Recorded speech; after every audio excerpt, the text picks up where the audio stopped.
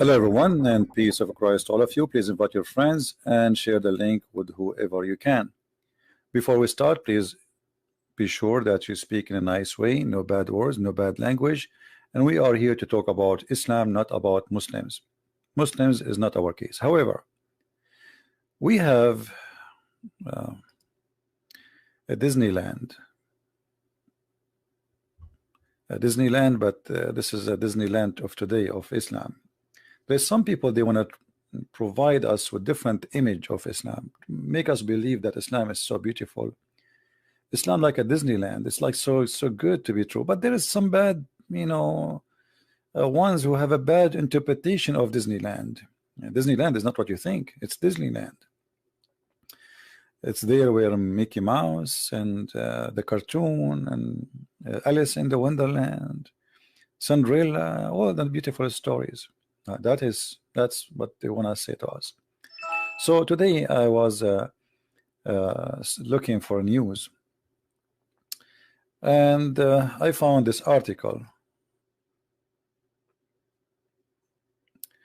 We will start with this one first. This is a Muslim woman. She is from India, I guess, and the Muslim cleric, they are attacking her because she married a Hindu person, I think, and she is doing things which is not accepted in Islam. So this article contain like two sides. One Muslim, a mufti, his name Asad Qasim, he says that this woman, she is not a Muslim, she don't present Islam because she is married out of her religion, and she should change her name and religion. Islam does not need people who assume Muslim names and defame Islam and Muslim. So this guy, he's attacking this lady who is supposedly, I don't know, she is an actor. I'm not sure really who is she. I never, I'm not like I'm not Indian, as you know, so I don't know much really about who is this lady. So then another person, he answered him, and he is a Muslim. And here you see, I mean, the two sides of Islam. One, he is saying that this woman, she is not present in Islam, she is ashamed, etc., etc. And then another Muslim, he says to him a different opinion. As we see here, another Muslim, he said, reacting sharply to the Bond cleric comment to Wasim Rizivi, the chairman of the author Shia. Here we go, he's a Shia. He answers saying, Islam does not bar her from wearing these things. There's no problem if any follower of Islam want to convert to other religion. They can do so, but nobody can be thrown out of Islam. I mean, who is here telling the truth? Is the story? Who is saying the truth? The one who is saying that she is not really a Muslim anymore, she is out of Islam, she is not present in Islam, or the one is saying, oh no, a Muslim, he can wear anything he want, he can follow any religion he want, and he can live anywhere he want, and nobody can be thrown out of Islam. I mean, who is the one who is saying the truth? Obviously, the first one is saying the truth, the one which here in the title. So why we have those two things? You notice that the first one is a Muslim Sunni, the second one is Shia. Shia, they practice taqiyya day and night. It's like they're dead and like let's say, sorry, bread and breakfast. So they cannot start their day without practicing taqiyya. So the taqiyya, the Shia here, he is trying to show that the Sunni sect is a bad sect. We are better. No, that's not true. Islam does not bar her from wearing these things. By the way, the Shia, they are the one who follow Ali, and Ali is the one who burned people alive. He burned them literally alive, like ISIS. And the Shia and the Sunni, both, they believe that if somebody did not practice Islam as the Prophet said or Ali said, according to the Shia, the Sunni only Muhammad, then he should be executed. So both of them, they believe in that. So why this guy is saying no, she can't do that? Just he want to show the word taqiyya, that we are Shia, we are better than the Sunni. So how we know which one is saying the truth? Later we will come to that. I saw another article here. This article, it says, it's called Middle East Forum. The first one, the newspaper here, it's called what? Outlook. Fully loaded magazine. I can tell this is fully loaded magazine. This is a very fully loaded magazine.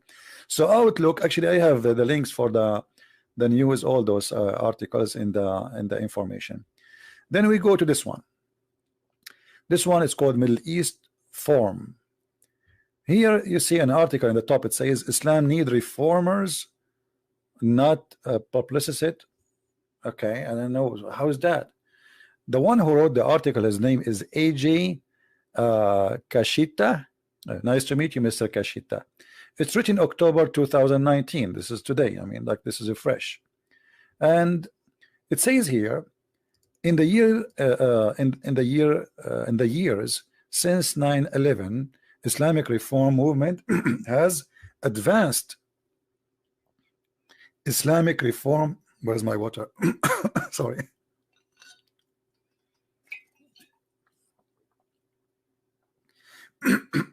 Sorry, the comedy is making my voice disappear. Islamic reform movement. Where we can find this movement? What do you mean? Islamic reform movement has advanced. Where is that? That's happening somewhere. The reformers and the bridge builders. There is bridge builders, there is Muslims, they are bridge builders, and they are called reformers, according to this person. Who are they? Then they go in the article, you can read off, take your time and read it, and then here we find bingo. We find two pictures. One is called Tariq Fatah, and the other one, his name is Muhammad Tawhidi. Now, Tariq Fatah, this guy, I never heard of him before, so I will do a little search in private Google, peace upon him, to see who is this guy. Tariq Fatah, a Pakistani Canadian journalist.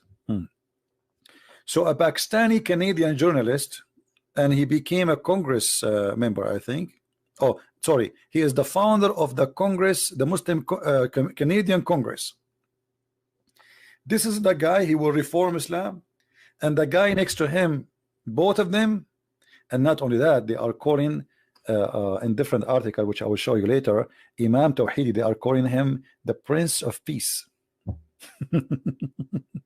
And then they go down and they show you another reformer. Her name is Karen Armstrong. This woman, obviously, she is suffering from issues, and she have her own translation of the Quran, which is totally different from the Quran we have. As you see, Karen Armstrong and Muhammad. So this woman, she have a fantasy about Muhammad. Muhammad was the best man. Muhammad was amazing.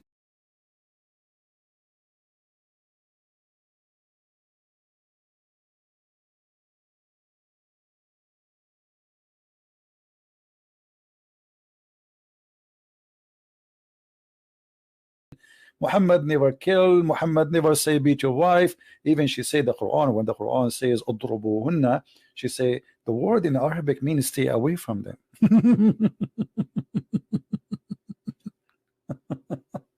So according to these articles, those are the ones who will fix Islam. But here we need to notice something.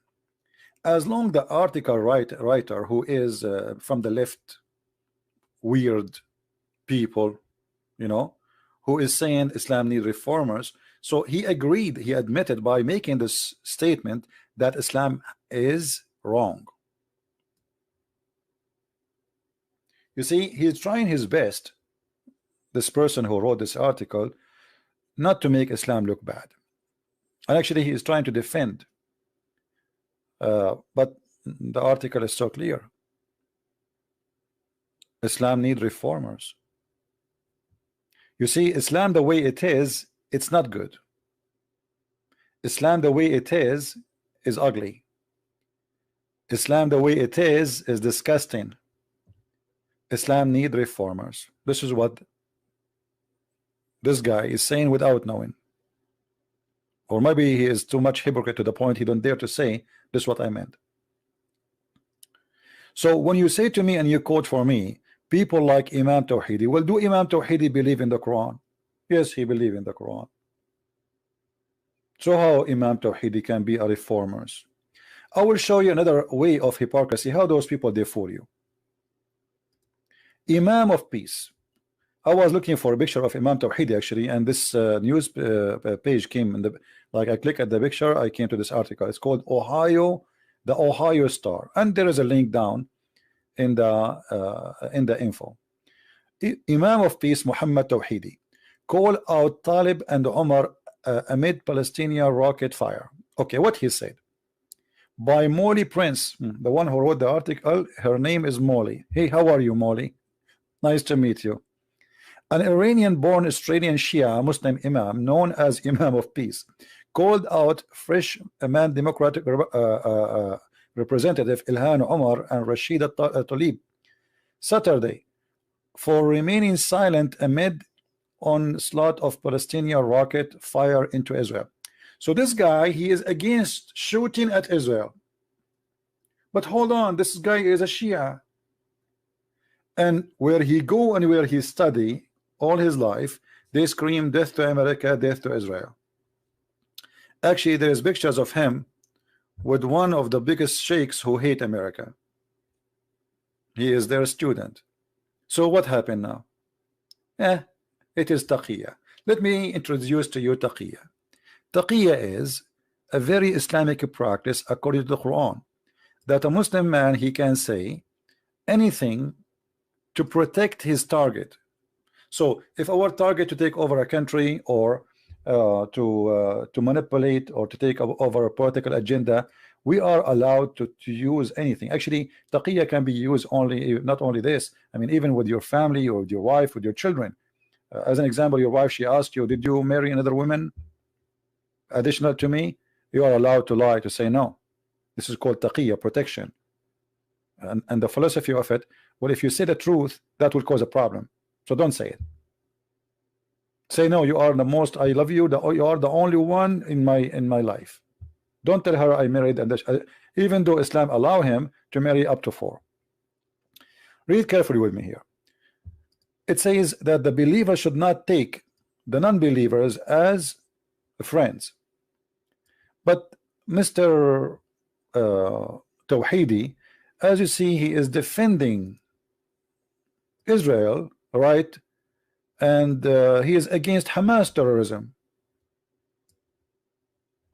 But Imam Tawhidi will never answer you about what it says in the Quran, that a Muslim cannot take non-Muslims as a friends.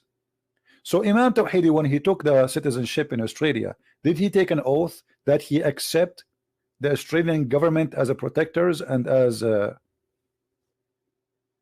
authority over him? Yes. How he can do that? The answer is here.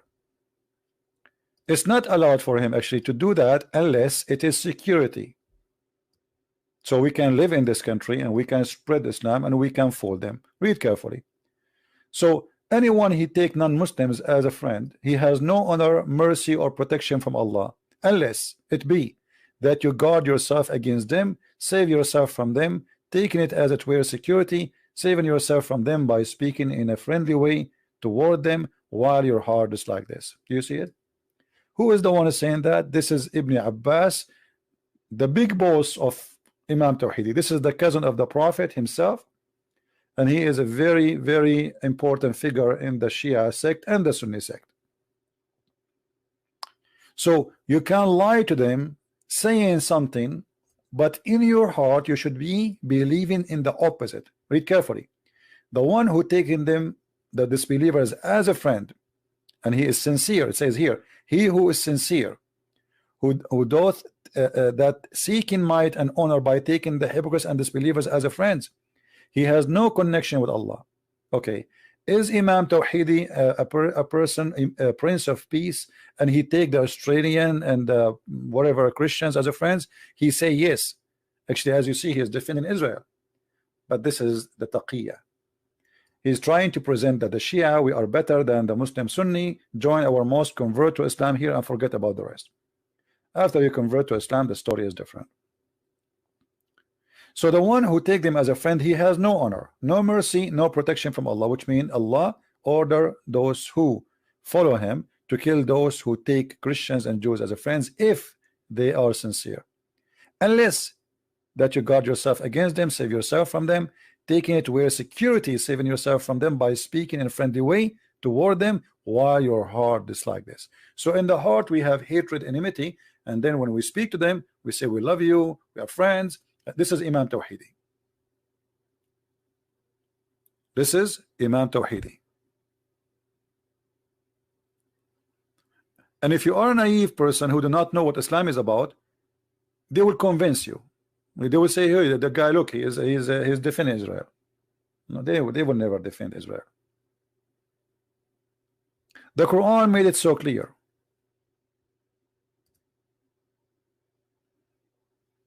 Very clear. That Muslims cannot take non-Muslims as a friend, and they cannot side with them in any way, in any mean. And we have tons of verses in the Quran, tons of chapters. All of them, they lead us to one thing. Actually, the Quran is even make it very extremely clear to the point you cannot even take your own family as a friend if they are not Muslims. So what those people are talking about? They are just trying to bring confusion to you and make you believe that there is a bad interpretation for Islam and there is a good interpretation for Islam. The challenge is here. Who is the one who gave good interpretation for Islam? Are those names are qualified really to give interpretation for Islam, or who are they? No one. In order to reform Islam, we have to change the Quran, and we have to change the books of Hadith. Is Imam Tawhidi, this kid, I call him a kid, he's just a kid, can he take this verse out of the Quran? No. Can he take 9:23 out of the Quran? No. Can he take 5:14 from the Quran? No. Can he take 9:29 where it says kill the Christians and the Jews, slaughter them or force them to pay jizya? No. So what reform? What we are talking about? Who is the one is capable of doing such a miracle? When I say I want to reform Christianity, that's mean I'm going to bring you different Jesus. As simple as that. Nobody can. What reform? What?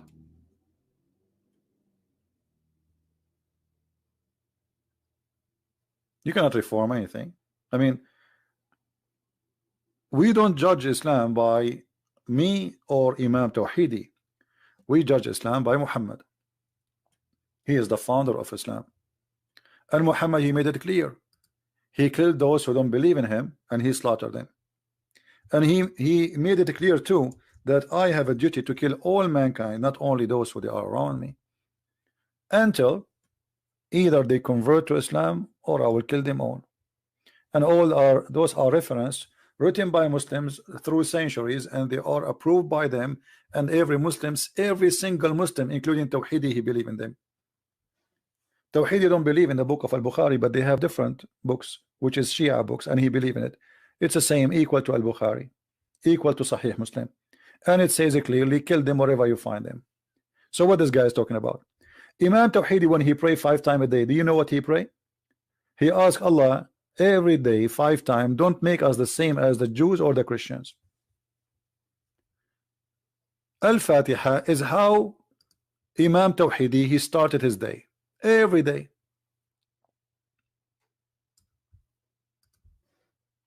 Every day in the morning, this guy, before he say good morning to his wife, he start cursing the Christians and cursing the Jews. This is his prayer. So the one who would call him the reformer, he is a person who call us and he curse us and he say, Allah, don't make us the same as the Christians, the lost Christians, and the cursed Jews.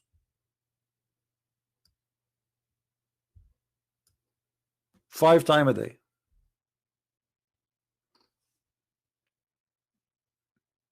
Ask Imam Tawhidi, what is the prayer he start his day with? He will say this one.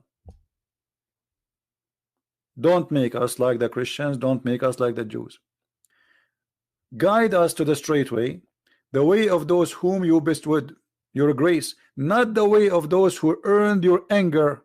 This is a translation, by the way. Okay, who are they? Those who earned your anger, the Jews. Nor those who went astray. Who are they? The Christians. Ask Imam Tawhidi. Who are they? The one who they earned their anger from the Islamic Shia books, not from the Sunni.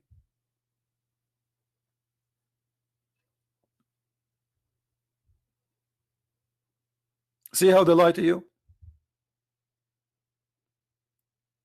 This guy, he prayed 5 times to his God, saying to his God, please Allah, don't make us the same as the Christians or the Jews.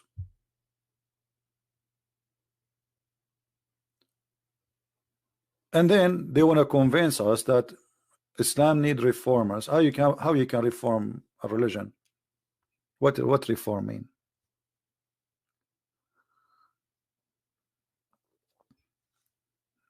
Are you going to take all the bad, ugly, disgusting verses from the Quran, which mean you have to delete maybe 97% of it?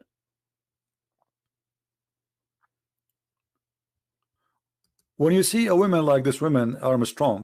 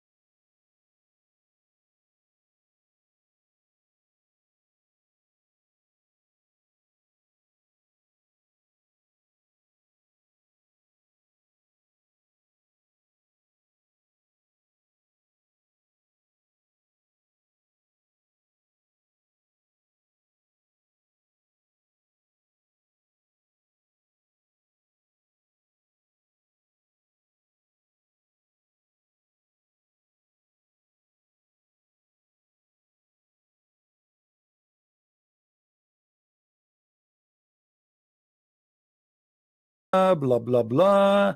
You know, actually now in Iraq, we have we celebrate the day of Fatima, which is the same day of the birth of Mary, and like blah blah blah blah blah. Like when he started, you think this guy is coming from the sky? He's an angel. You know, he's an angel. Right after I start getting him busted, at the end, the guy, he says to me, we are going to cleanse from the earth from people like you. We are going to cleanse the people from Palestine from the Zionists. He said it clearly in TV. He is going to which means he claimed that he want to kill all the Jews in Israel. But in the beginning, he was, we are friends, and etc. And we know we both believe in one God, and all of this disappear. Right after I start giving him the truth and getting him busted one by one about everything he said. And you should see how his head was going, like this guy. He was like suffering.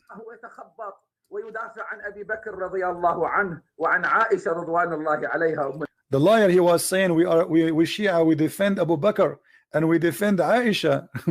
Look how much they lie. The Shia #1 enemy for them is Abu Bakr and Aisha. But in his debate with me, he says, we Shia, we defend Abu Bakr. We defend. All right. مرة أخرى أعزائي المشاهدين نعتذر عن هذه الانقطاع. Anyway, that's, you know. لا فضيلة الشيخ أنت وجدت He was really screaming all over. Anyway, so this sheikh, when he start talking, he is the same as Tawhidi. When he make a public speech, Christians and Muslims, we are friends, we love each other. You know, 2 minutes after I start getting him busted, he wanna destroy me, he wanna kill me, he wanna cleanse the earth from people like me. I'm a Zionist, and he will cleanse the whole earth from the Zionists in Israel. You know, so what happened? What happened to the one, we are friends and we love each other? And so the beginning was taqiyya, the end was the truth. And the reason they speak like more free, because we are speaking Arabic. This guy been interviewed 5 times in Fox News, and 5 times they could not get him busted. He sponsored Hezbollah. He support them. He went in a strike in the street to support Hezbollah. But in his debate with me, the debate is there. You can go. You can get it. You know. The whole debate is like an hour and an hour and 26 minutes, I think. But literally, I made him shish kebab. If you read the comments, if you go to the official website of ABNB, sorry, ANB, like when you see the comment of Muslims, the Muslim, they say this guy, he is paid by Christian prince. There is no way that a Muslim, he will not be able to answer like this. Oh, you chose him because he's a Shia. You know, he don't know anything about Islam. Okay. Yeah, I paid him. Anyone I debate, I paid him. He got paid by me. All right.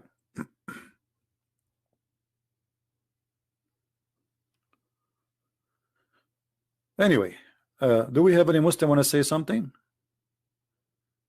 Why we have 884 watching, but only we have 496 like? Is that really only we deserve only 497 like? Okay. Do we have any Muslim would like to say anything to us, maybe to correct us? Anyone? You see, I'm here. Like I open my Skype. We take live calls and we make a challenge. Prove us wrong. Who can prove us wrong? Islam is a religion, cannot be reformed, and yes, I agree. Islam needs reform. because obviously it's ugly. This is why they made this article saying Islam need reform, because it's ugly. The reason you said Islam need reform, because you agreed, you admit it, even though you are from the left-minded people who don't want to attack Islam. By saying that, you admitted that Islam is a problem. Islam is not right. Islam need reform.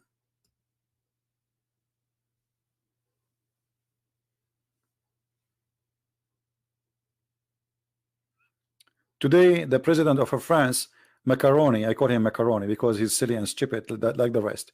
He says, oh, we need to be very careful about watching the society watching the terrorist. This is what you need? Is that really what you need? No, what you need, my friend, is to open a TV station attacking and exposing Islam. If you show the Muslim that there's no versions waiting for them, nobody will join ISIS. They will go to Disneyland because Disneyland is more realistic. What you need to do is to show Muslims that Islam is false. Otherwise, if you arrest one terrorist, tomorrow there will be 10. You arrest 10, tomorrow there will be 100. Because the idea is there and they believe in it. You have to fight the belief, which is the reasoning. Those people, they think they want to fight terrorism, but they don't want to fight the reason for it. The reason is Islam. A police officer, he was a policeman for all his life, never hurt a person, converted to Islam, and then he attacked people and he started killing them. This is just last week. Why he was not killing people in the last 40 years of his life? Why he converted to Islam last year and today he want to kill people shouting Allahu Akbar, attacking them? So the problem is Islam, my friend. It's not the terrorist himself. The terrorist is a victim himself. The terrorist is a victim. He's a believer in an idea that if he killed those who don't believe in Islam, as Allah told him, he will go to heaven. All the Western countries, because they are stupid, they are fighting terrorism, not Islam. When the problem is Islam, when you destroy the idea, you destroy terrorism. Otherwise, you are wasting your money and your resource. It's like, you know, what they are doing in the West. They are like somebody want to kill somebody infected with a virus, but they don't want to fight the virus. You know what I mean? But the one is infected, he's a victim himself. What about we fight the virus? How this person became what he is? Why somebody is a Hindu? He don't go and say a Hindu Akbar, whatever Akbar, and I want to kill you. Why somebody is a Buddha? Don't do that. Why somebody is a Christian? Don't do that. Why somebody is a Jew? So we have a problem. The problem, obviously, all of those, they share one thing. Their belief is pushing them to kill and to attack, and that is Islam. So instead of fighting the cult of Islam, they are making Islam look like, I said, Disneyland, and Islam is a good religion. They don't want to say the truth. Nobody want to say the truth, that the truth is ugly. Nobody dare to say it.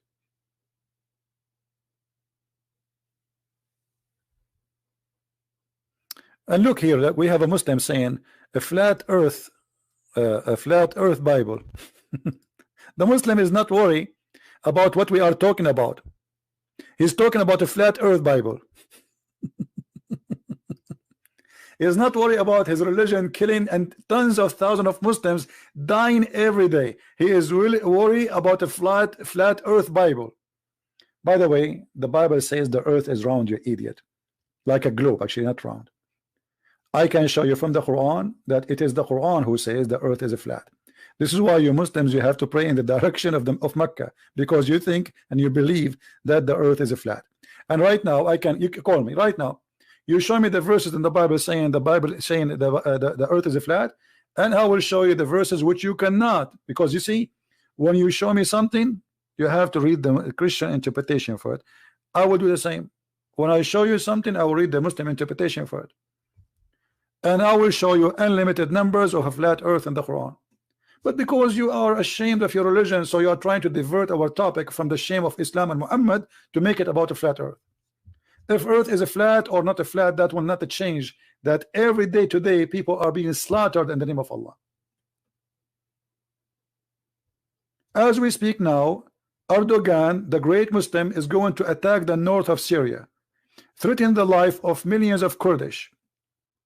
And the potato Trump, he decided to open the door for him. That is the truth. This is what you are good about. Attacking your neighbors, slaughtering your neighbor, taking them as sex slaves. Attacking Cyprus, taking half of Cyprus.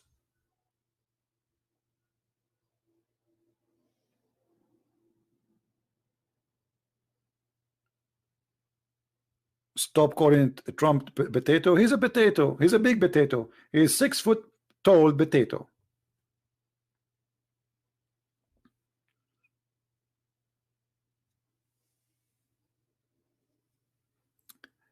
He is a flat earth Christian. That means he is dumb. I don't want him here.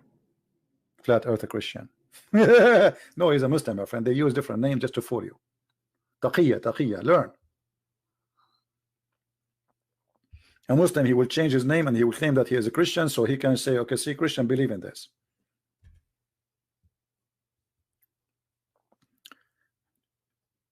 Trump is a person who treat the world as a business. He think the whole earth is a business, is a company. He don't have really any level of respect for what something is called ethic. He is the same as Democrat. He is Democrat actually.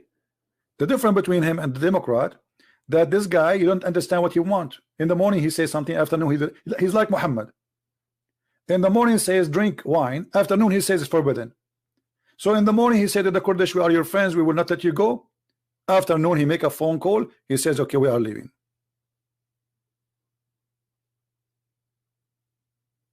That is the truth. I voted for him, and next election I have to vote for him, because if we don't vote for him, we will get another donkey bigger than him.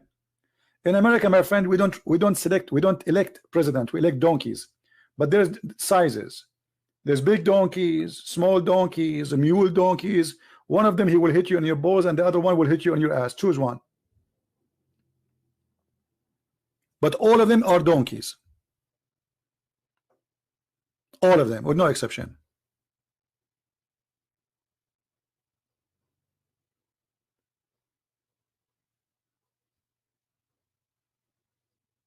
So we have to elect between two donkeys. One will hit you on your balls, and the other one will hit you on your ass. Which one? Maybe the ass is we have a cushion there. And look at those poor Kurdish. They fought with America side by side for the last 8 years. Overnight he sold them out. Overnight. You know, no dignity. Business. You know what he talk about? We are spending money. This is so why you okay, so you use them for 8 years and now you dump them. It's like Muhammad marrying a woman. When she get older, you know, she became slower, he don't want to have sex with her, and he want to divorce her. Very shameful. You see, we should not be taken aside. You know what I mean? We as a Christian, we should not take a side. I don't support Trump when he's stupid. I support him when he's right. And this guy 90% of the time, the only thing he's right about maybe is economy. The rest is stupid. His policy is stupid, his politics is stupid, his sanctions are stupid, his war is stupid, his peace is stupid. Everything he do is absolutely stupid, like Obama.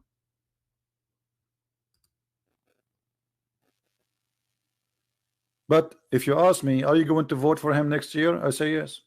What I can do? Voting for a stupid better than voting for a crazy person.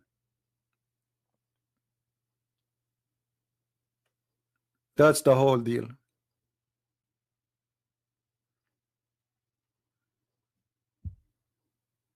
Right?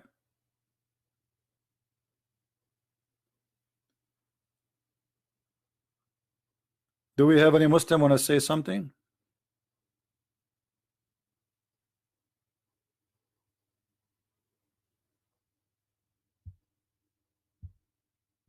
Any Muslim want to say something?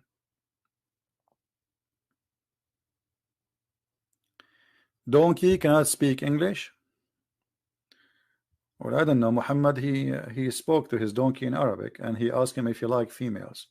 You can find that in Ibn Kathir. And his donkey, his name is Ya'fur.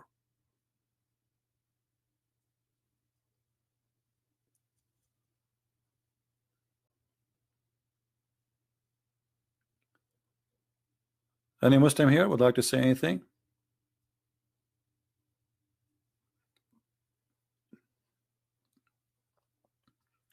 No, all politics, you know, when I call donkey, this is on my scale. All politics are the devil. They use you and they fool you. You see, when they go to election, what they do? As an example, Obama before the election with Hillary Clinton, he signed the biggest deal as an aid to Israel in history of USA, the biggest ever. Suddenly Obama became in love with the Jews in Israel. Why? Because he wanted their support to Hillary. They fool you. They you know, they don't care really for, they care how they can win election. And Trump today, all what he's worried about, how to win the election. If he would draw the army from Syria, he will be the one who says, I am the one who took the army from Syria. Always in those countries, in the Western countries, the one who sent the army is the bad guy. The one who would draw the army is the good guy. This is the mentality. So he want to be the hero who is going to withdraw. It doesn't matter what the price is. It's just for the sake of election. He don't care really for what's going to happen next. And the one who's attacking him for withdrawing is just for the sake of election too. It doesn't matter really. If they are in office, they will do the same. All of them, they are a bunch of liars. Obama, he sent hundreds of millions of dollars to the terrorists in Syria. More than $600 million. Nobody questioned him why and how.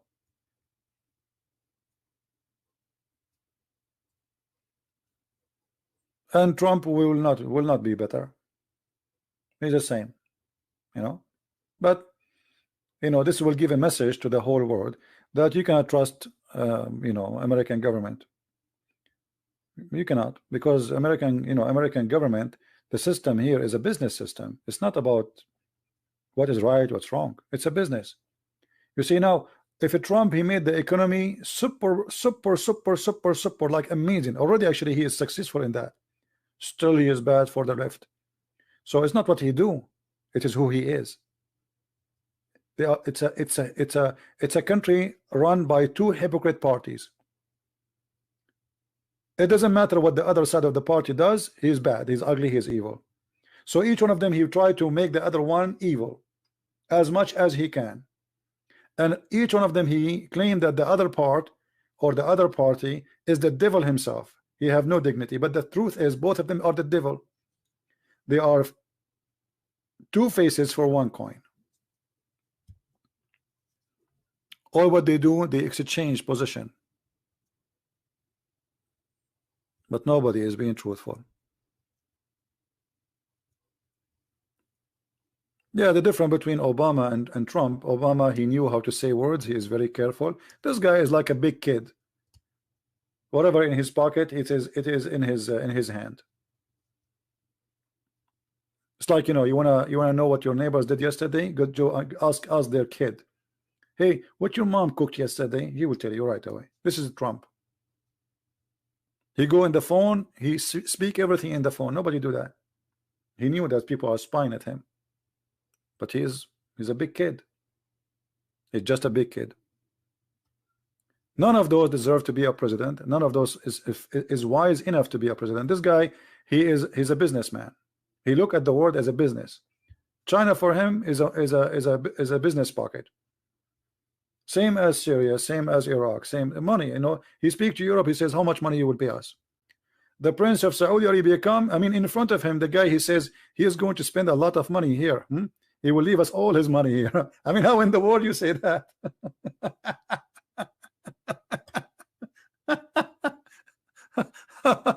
What kind of a president he is? He's just a kid.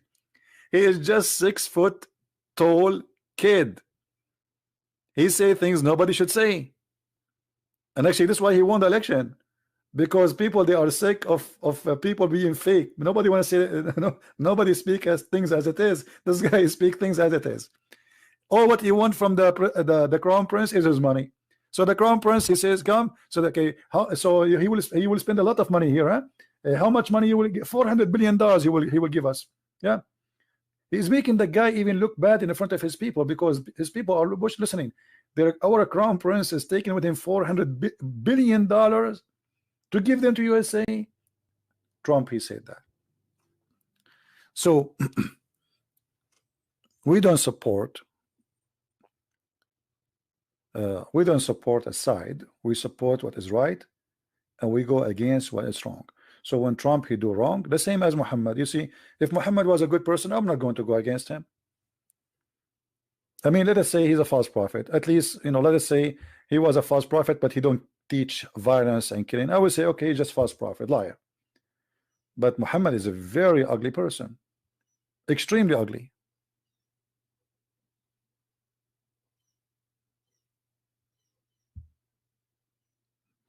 Do we have any Muslim want to say anything? Yeah, I vote for Trump, and I will vote again. I mean, what if we don't vote for Trump? Who we will get? Pelosi? Or the women who want to make us ride donkeys, or the women who said we should eat our kids, or the women who said we should kill all the cows because they are making carbon. I mean, they are a bunch of stupid, those people. So we don't have other choice. We will vote for who? Or Bernie Sanders? I mean, those people are high. They are too much in hashish. They are literally in hashish. Those people, they are coming from Disneyland of hashish. So Trump, maybe he is a donkey for me, but those guys are the manufacturer of donkeys. Actually, even their sign of their party is donkey. You believe it or not? He's not a communist. He's a stupid. He's a millionaire. Communist. Have you ever? He's a communist, but he has millions of dollars in his pocket. I mean, do you see how much communist he is? All of them, they lecture you about poor, but all of them, they are millionaires, if not billionaires.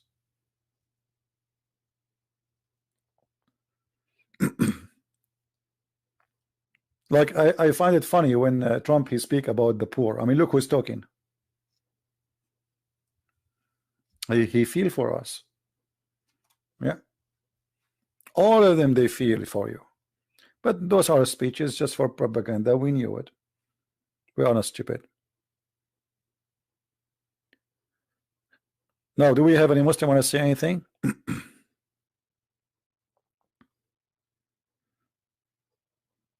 Actually, I'm going to make a video about China, and I will publish it maybe in this page or in the other channel. Because I went to China, and I was expecting, first time I went there, I was expecting a communist country, but there's no communist in China. The only communist is the poor ones who they are living in the province. There's billionaires. I mean, not only billionaires. I mean, there's trillionaires in China. You will see the most expensive cars everywhere. So in China, either there's people are eating rat for a dinner, and it's like their turkey. Literally rat. I'm not exaggerating. Literally, they eat rats. This is how poor they are. Or there's people, they are changing the car when they change their shoes. This is a China. So the outside is a communist. Communists are it's a big fat lie. There's no communist. It's a big fat lie. It's just a system to control others, a group of people. They are the gang, the mafia. They will control the government, and they will become billionaire because of the government. And then the title is all the people are equal. Go on the street and see how equal they are. You will see that that's not true.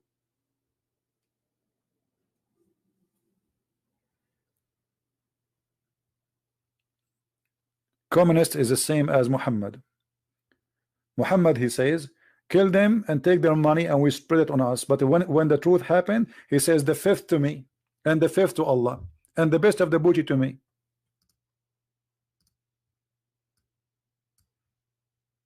The fifth to you. Why, Muhammad? Because I'm the prophet.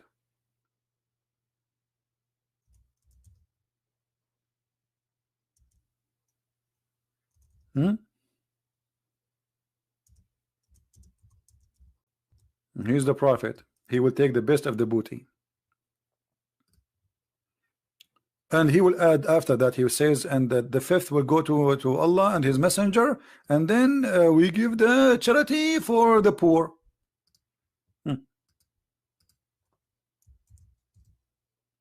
Yeah, Muhammad is a charity man.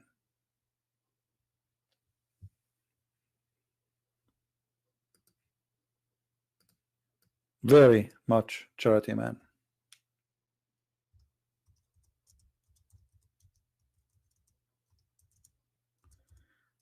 Now, do we have any Muslim?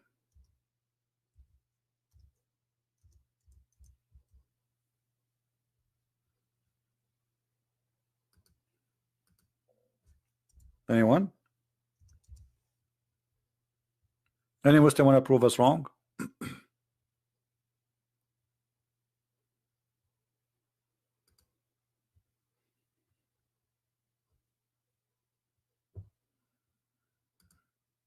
No one?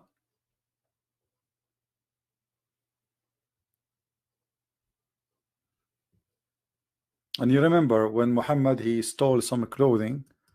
I mean, even a prophet, he steal clothing. The Muslim accuse him that he stole an underwear.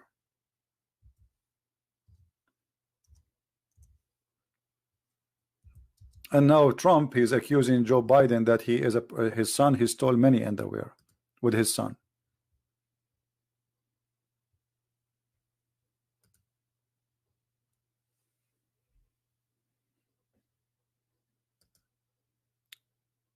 So do we have any Muslim or no?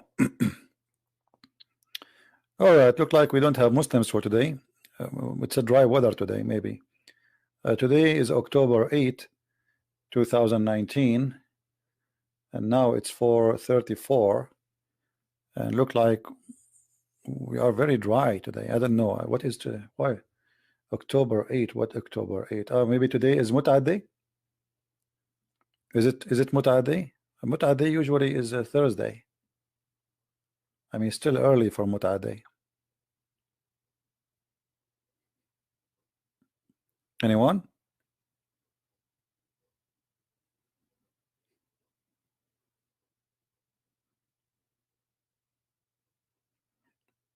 I remember when I was in school going to my university, we went with a driver. He's a Muslim driver, according to Abu Muhammad. He said he's yawning. So I said, so you sound like you are tired. He said, yesterday it was the homework day. I look at him, this guy is like 60 something. What homework? You know, I am a student, I do homework. You know, in Arabic we say wazifa, you know, wazifa, like you know, like if you have a homework for school. So I look at him, I said, what homework? You go to school? He said, no. Yesterday it was Thursday. This is the day we Muslims, he knew I'm a Christian. We Muslims, we do our homework once a week. I did not. I said, we Muslim do. I said, what do you mean? He said, that, come on, my wife, you know, we had boom, you know.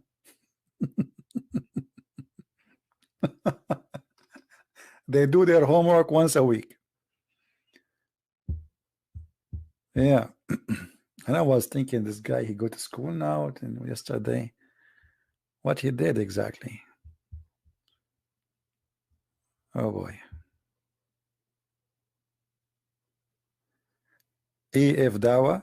What is EF Dawa? I don't contact anyone. The one want to debate me, I'm here. What about you? Contact them, whoever those guys, and let them call me. Do I have a wife? No, I don't have a wife. Thank God. Anyone?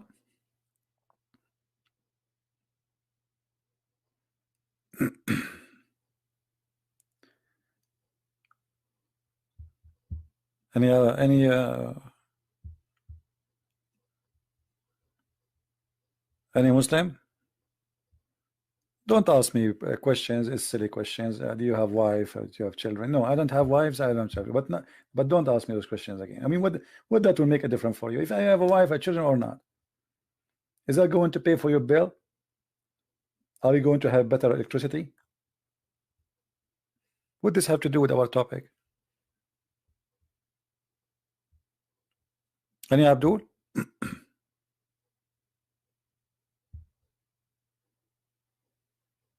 Yeah, the question is, do you have a brain? That's a good question. Are you sure you have one? Touch it.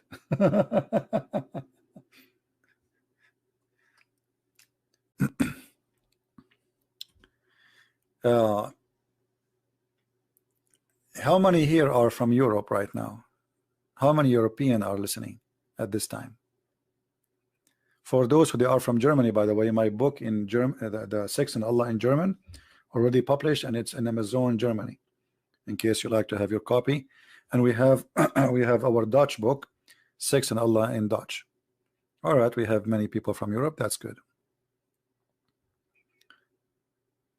All right, that's good. That's good. Wonderful. Do we have any Muslim? Yeah, if you go to Amazon.Germany, you will find Sex and Allah in German language is already there.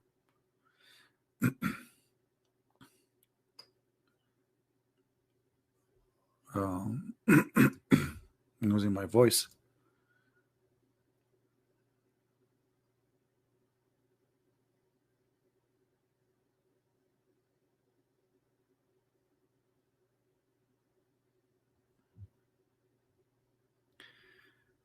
So,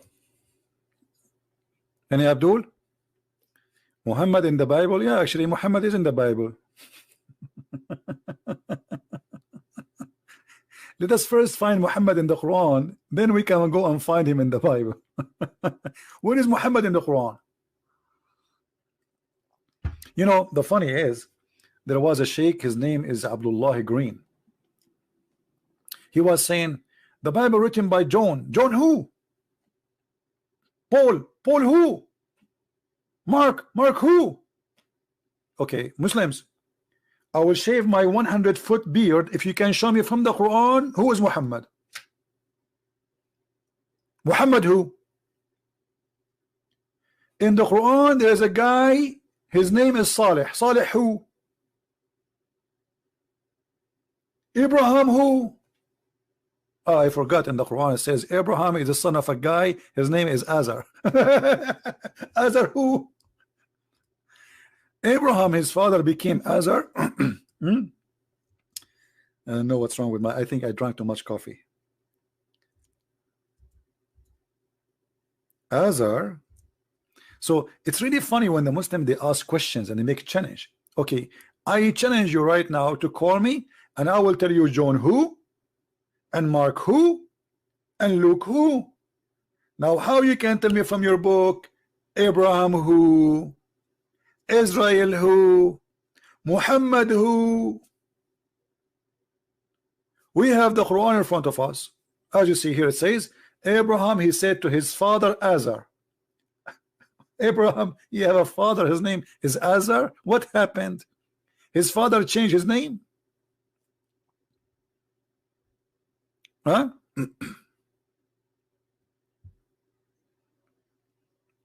Joe, we have somebody already working in that. Don't worry about it. There's a good brother. He is working in translation in Indonesian. Already we have my book Quran and Science published in Indonesian language, and we share the link for free with everybody. So now the person is working, the brother is working in the second book, Deception of Allah, and I hope soon will be out. Any Muslim can tell us who is Azar? We don't know. The only one knows is Christian Prince. Azar is not a word, is not a name. Azar is a word mean foolish or a fool or stupid. So the Muslims, because they are, and Muhammad, because he's a thief. He was copying from the book of Waraq ibn Nawfal that Abraham, he said to his father, foolish, are you going to worship idols? The foolish Muhammad, he thought that the word Azar, this is the name of the father of Abraham. Do you see how foolish Muhammad is? Because he's a thief. He does not know what the word means. So he thought, okay, he said to his father Azar. I said, Azar is his name. No, it's not his name, you idiot. It's a word mean foolish.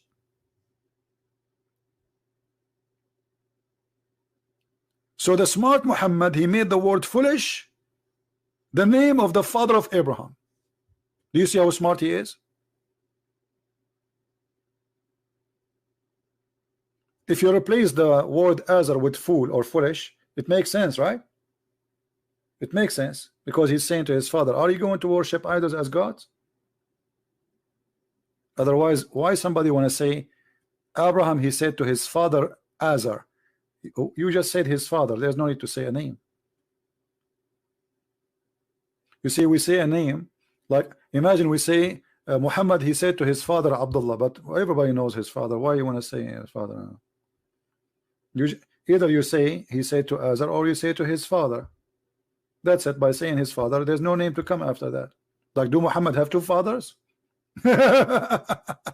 So we have to mention the name so we will not be confused. You know what I mean? We say the name of the person if there is many of them, but the guy, he have one father. So what do you mean he said to his father Azar? But because Muhammad, you don't speak the language, he is copying it from the book of Waraq ibn Nawfal, and in the book of Nawfal it says he said to his father Azar. Waraq, he knew what the word Azar mean. Muhammad, he don't know.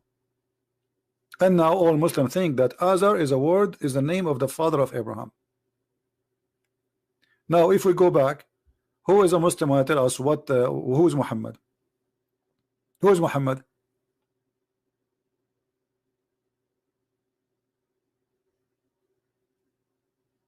Anyone can tell us who is Muhammad? How we can even get a proof that Muhammad exist? Because you see, Muhammad is not his name. Or if we go in the Quran, even the Quran says so. The Quran speak about a person. Sometimes his name is Muhammad, sometimes his name is Mustafa, sometimes his name is Ahmad, but they are not the same. And when Jesus, son of Mary, said, O children of Israel, lo, I am a messenger of Allah into you, confirming that which revealed before me in the Torah, and bringing the good tidings of a messenger who comes after me, but his name, the praised one. False translation, by the way. It doesn't say the praised one. It says Ahmad. Ismuhu Ahmad. You don't translate a name unless it's not a name. Correct, guys? So it's a false translation if this is a name. It is not false translation if this is not a name. And that's exactly what who is Muhammad is. Muhammad never have a name. This is a title. So who is your prophet? They didn't know his name. Until now they do not know his name. If his name is Ahmad, that's mean his name is Ahmad, not Muhammad. There's different. The writing different, the pronunciation is different, everything is different. So which one is his name? The fact is, both of them are very close in the meaning. So Ahmad or Muhammad, it doesn't make the difference because it's the same meaning. So it is a title. That is not the name of your prophet. So who's your prophet? Your prophet is a man, his name is Qatham.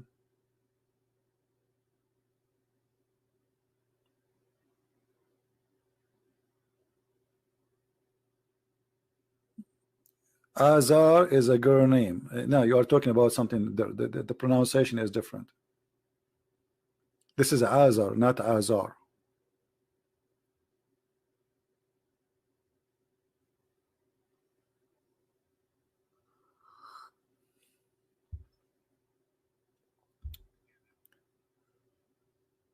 Any Muslim?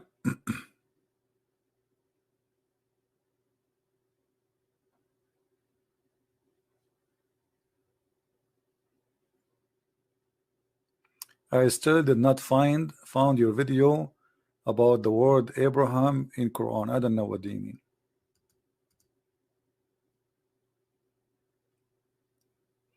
Abraham in the Quran sometimes come as Abraham, sometimes come as Ibrahim. Have you ever heard of a God you do not know how to code the name?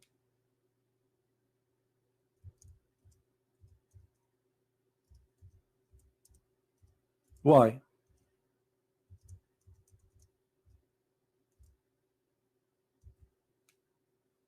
Why Allah don't know? You don't know. Muhammad, when he he learned that his correct name is Abraham, he starts saying Abraham, but always he say Ibrahim. He correct himself.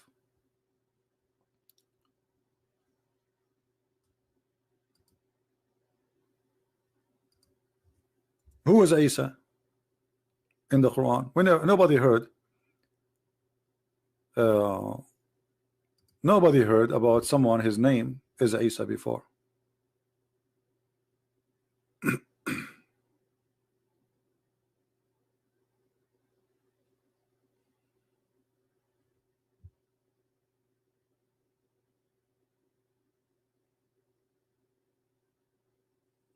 Any Muslim?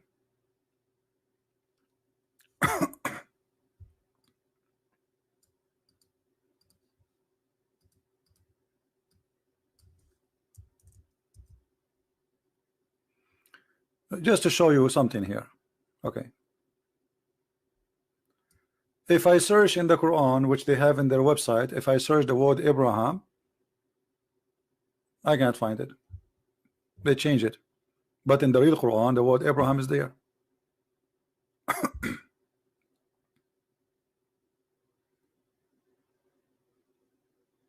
Actually, it should appear in the Quran as you see it in the screen in more than 33 places. They change it all. They make it Ibrahim. So it's Ibrahim or it's Abraham?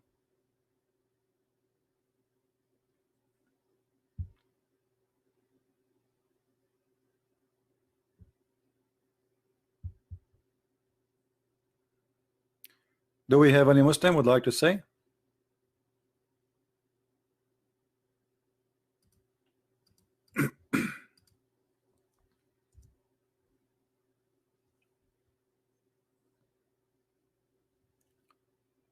No Muslim. Are the Arab possessed by the devil? Why you think so? What does have to do with being Arab? There's people, they are possessed by many things. The devil can appear to us or in our life in many ways. People are obsessed by money, power, not only Arab or Muslims. You know, look around you. You know, we have to be honest here. Look around you. Don't you see how the world is? Look at the TV. Open the TV. What you hear on TV? Sick news. So it's not only them they have a problem. We are talking about a topic. It's called Islam, but we are not saying we are better than others and the rest are garbage. This is not the story. The same as the Arab, they have many problems. In your society, you have many problems. This is not our. We are not here debating about who is better as an ethnic. That is not accurate. People are people everywhere. In every society, there's good and there's bad. The Arab, they have many good things and they have many bad things. Same as in your society, whatever it is.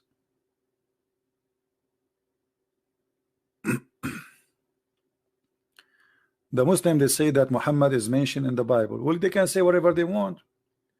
But in order for Muhammad to be mentioned in the Bible, you know, you can search that. I have a video. It's called Muhammad in the Bible. Shocking. Just I made it a few days ago. I mean, maybe 2 weeks ago. Watch it and laugh. For Muhammad to be mentioned in the Bible as a prophet, he have to be a prophet first. Have you ever heard of somebody? He's mentioned that he is going to be a prophet, but he's not a prophet.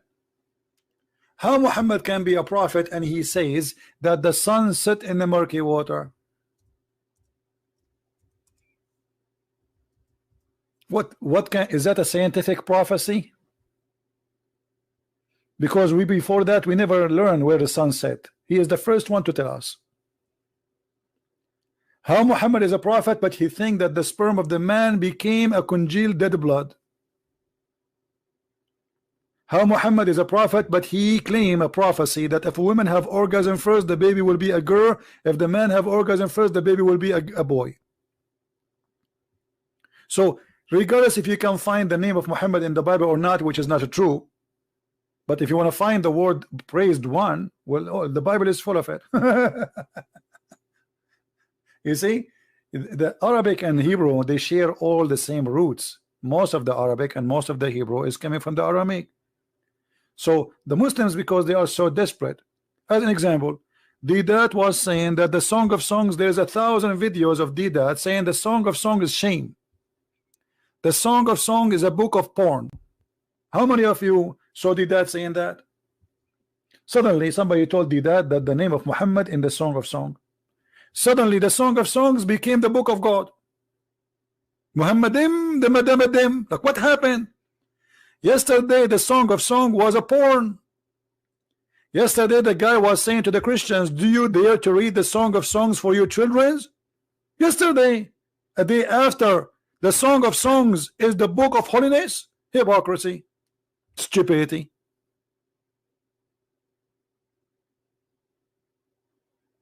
Right? Yesterday the Song of Song was a shame. Today the Song of Songs is where the prophet name is mentioned. By the way, your prophet is in the Song of Song. Why? There's a grass grow in his chest, and he have big breast or what? I don't know. What do you mean? The Song of Song is about Jerusalem. It's not about a man. It's not about a city. Have you ever heard of a man or a woman have a grass in their chest?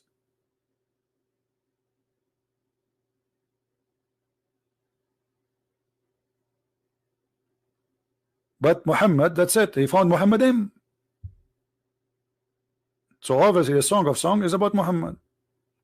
When you are bankrupt, you are looking for anything to find a solution. How we can prove Muhammad a prophet? We could not prove to them that Muhammad is a prophet from the Quran. He is bankrupt. So let us try to find Muhammad in their Bible. How you keep saying to people that your Bible is corrupt, and then you say to them Muhammad in the Bible?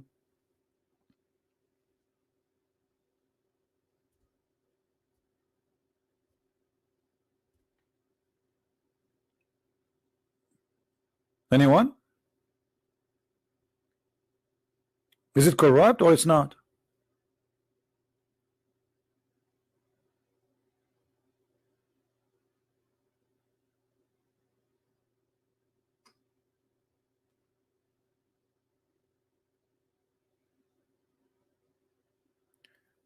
The effective approach to Muslims, that's something personal, because every one of us is different. How you approach Muslims. For me, I do it the way I do it. You know how I do it. But you are different. It's about how much knowledge you have, how much confident of your knowledge you have. You see, don't approach anyone if you don't have knowledge, because that will make you look like a fool, or even will be against you.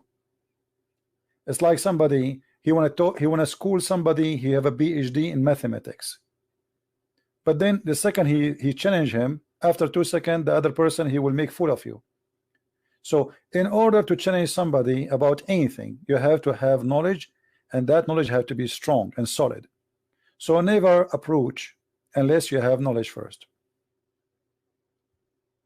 So let us say, before you approach others about anything, approach yourself.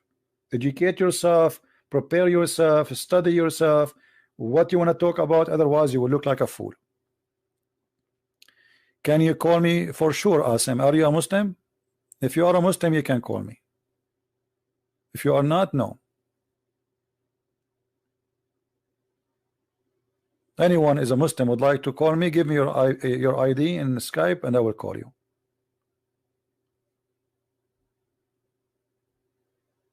Abu Asmar, he says, عليك من الله ما تستحق سيرين الله في عجائب قدرته يا مشرك. Look at this guy saying, he is cursing me, saying Allah will show us his miracle. Your God could not even save Muhammad. Muhammad, he died by poison, and Muhammad was screaming, and Muhammad, he died from the pain of the poison. Where is Allah? What is the miracle of Allah? مات رسولك بالسم يا هذا. مات بسم الفئران الذي سرقته عائشة من الجيران،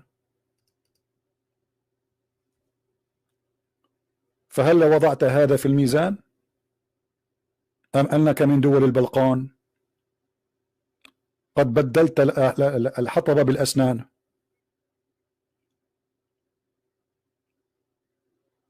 هل تسمع؟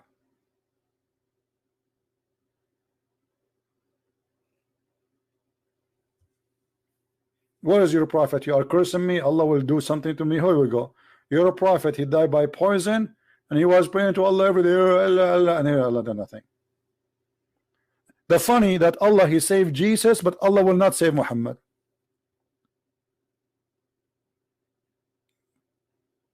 Where is the guy who speaks Arabic? Are you going to answer? Are you searching Google?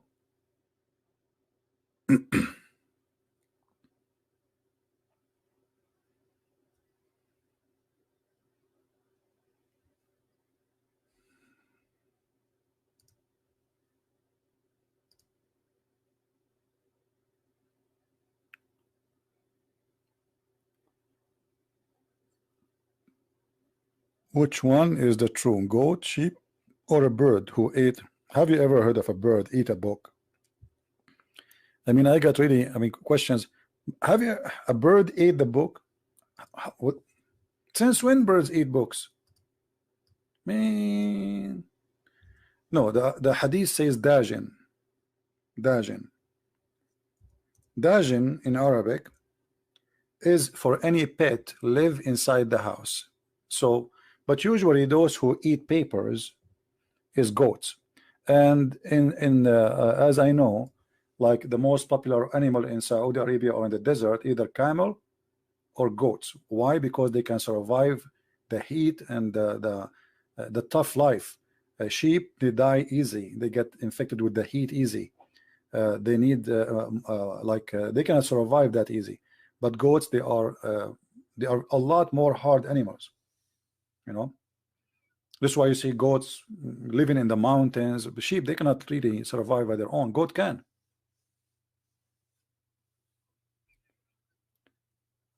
So mostly it's a goat. Goat, they eat plastic, they eat anything. And just put anything in front of them, and they will eat it. They will chew it right away. So most likely it's a goat, but what it is exactly, maybe it is not, maybe it's a camel. But a camel go inside the room, that is impossible. The camel is so big.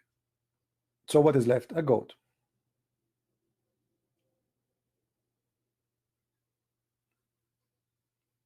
Yeah, goat, they eat anything. Actually, اسمع يا زنديق، أرنا محاورة على البث المباشر. يا أبو أسمر، الزنديق هو محمد، وبالدليل والبرهان، فقد وجدناه مع صفوان متآمرا على أم النسوان عائشة، وهي كانت معه فلتانة. ألم يثبت بالدليل أن رسولك ضبط عائشة متلبسة مع صفوان ثم غطى عليها؟ أما الحديث المباشر، لو كنت رجال اتصل، يلا تعال اتصل يا أبو شخة، اتصل. A Muslim is challenging me. I mean, says, oh, he challenge you. Okay, call me.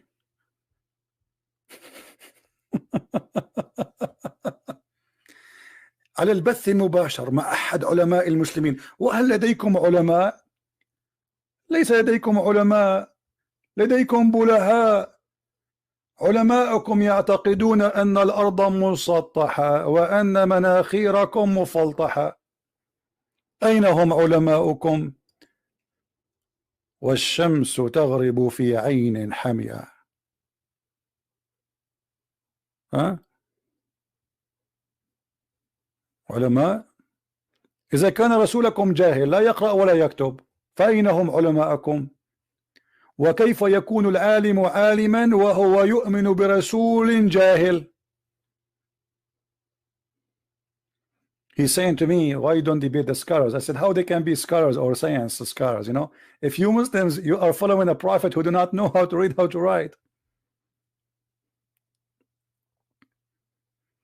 If your boss is an ignorant, the one you follow, the one you learn from, he is ignorant. He think that the women, if she have orgasm, the baby will be a girl.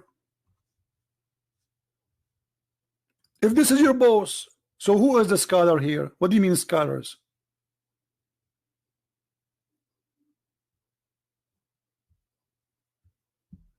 Right?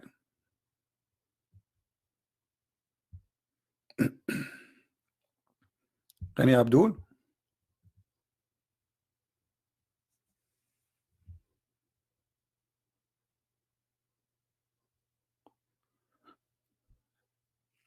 Any Muslim? Look, how many times we said any Muslim, any Muslim. I feel like sometimes like somebody in the front of a church begging for money. Like any Muslim, any Muslim. Like, come on. What is that? So when a Muslim, going back to the topic, when a Muslim says that we have a prophet, well, a prophet, he will not say such a stupid thing, that the sun set in the murky water, for this is a false prophecy. So to be a prophet, you should be a decent prophet. Someone prophesy, otherwise I can prophesy too. I can prophesy too. Anyone can prophesy, but people will laugh at me and they will say you are a liar. Right? Muhammad, he told his followers, do you know where the sun set? They said to him, we do not know where the sun set. Allah and his prophet know better. He said that Allah taught him that the sun set every day under the throne of Allah. And where is the throne of Allah? Is above the water. Muhammad, he forbid the Muslims from praying during the sun rising. Why? Because he said that the sun rises from between the two horns of Shaitan. Prophet, he's a prophet. He knew. I mean, he is the only one knew where the sun rises from between the two horns of Shaitan. Learn the Quran. I mean, why he don't call me? Tell this guy, learn Quran, Quranic Arabic. Why you don't call me? Call me baby, so we can respond. What he respond? Let me show you. Tell your friend. Okay, the Muslims, how they respond to what their prophet says. Either they will say this is da'if. We know the story of da'if, right? Da'if. Anything they don't like is da'if, brother. Anything they don't like is da'if. Or he will say, he have a wrong understanding. No, I will not give you a wrong understanding. I will give you understanding of the prophet. Can he say the prophet have a wrong understanding? So those responses are just made for those who do not understand, those who have no knowledge. Here we go. This is the prophet of Allah explaining the chapter 86, the chapter about the 18, about the sun set in murky water. I was sitting behind Allah messenger who was riding a donkey while the sun was setting. He asked, do you know where it is set? I replied, Allah and his apostle knows best. He said, it's set in a spring of warm water. So what the response of the Muslim says? Did he say that his prophet was wrong? What is the response? You tell me. This is Muhammad saying that, not me. And is he going to say this is da'if? It's not da'if. Here we go. Is that da'if? No, it's not. Who said that? Muhammad. So what we will do now?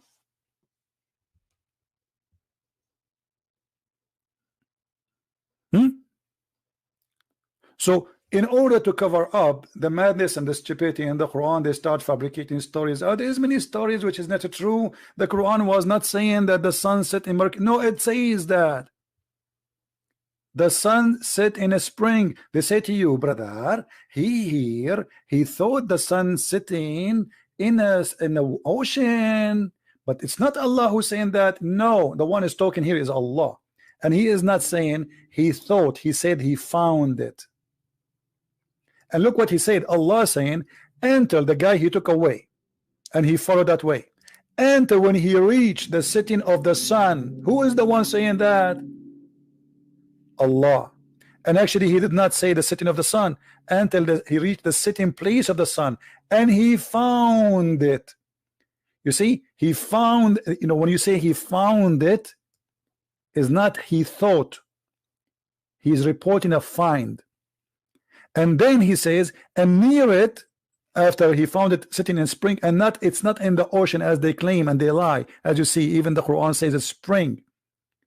Why it is a spring? Because there's legions, people, they could not explain how some places there's boiling water, spring of water boiling.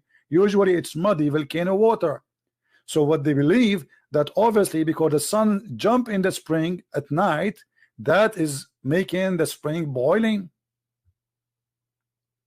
This is where the sun goes. And then it says, and near it, near what? Near the sitting place of the sun, which is a murky water boiling, he found people. So how they can say the guy he thought?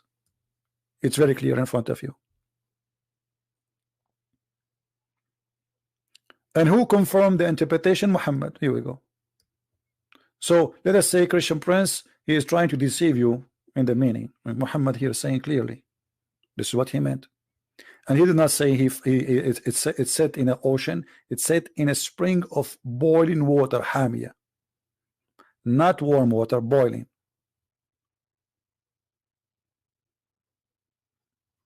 Any Muslim?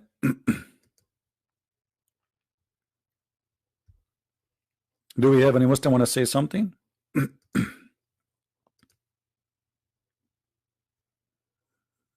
No?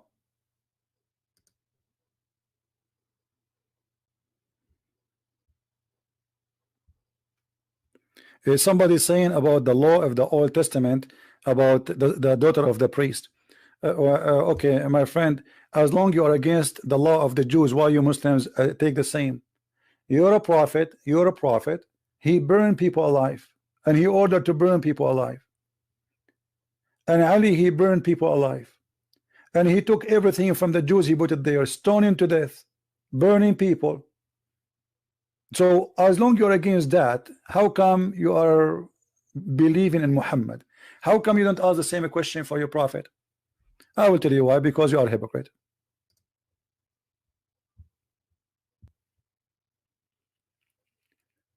%90 of the capital punishment of Islam is coming from the Jews. You have nothing, you don't have religion. Even your fasting coming from the Jews.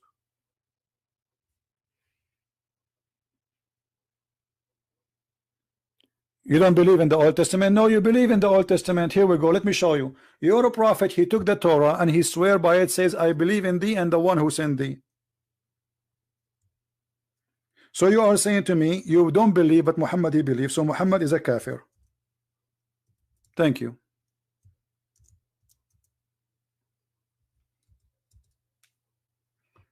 Do you see it? Muhammad, he asked the Jews to bring the Torah, and he put the Torah in the cushion, and then he swears saying, I believe in thee and the one who sent thee.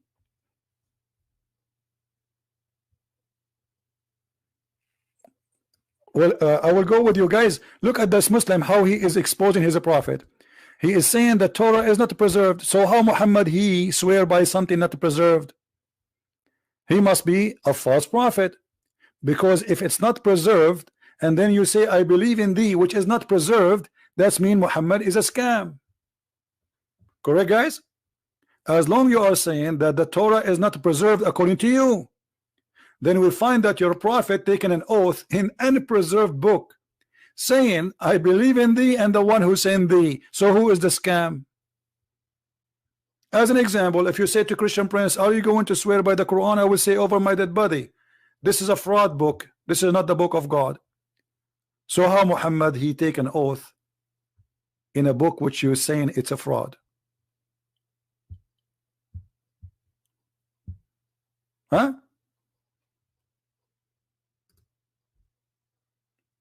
Any Muslim have an answer? I like your cat, by the way. 99% of the stories of Muhammad is coming from the father of the cats, Abu Huraira.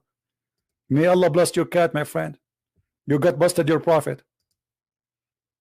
By your help, your prophet is getting busted.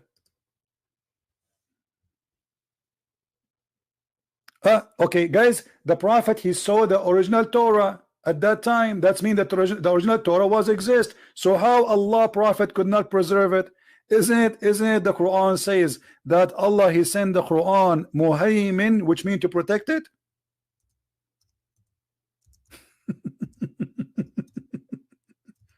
Guys, look what he said. He said the Torah at that time was preserved. Okay, that's mean all your accusation is false, because at that time your Quran says that the Jews, they worship a guy, his name is Uzair. At that time your prophet, he says يحرفون الكلم عن مواضعه, accuse the Jews that they corrupt their book. Is that what the Jews book saying, that Uzair is the son of Allah? So how your prophet he swear by the Torah? Is that in your book or in my book?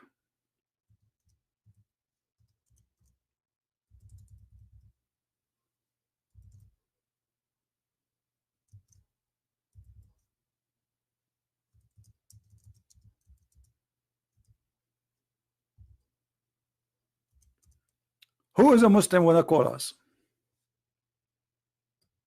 Look at this verse, a disaster.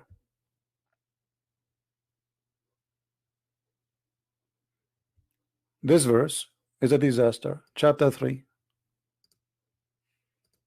Look at them. They don't care. They don't dare to call us, by the way. They are ashamed. They are afraid. They are text people.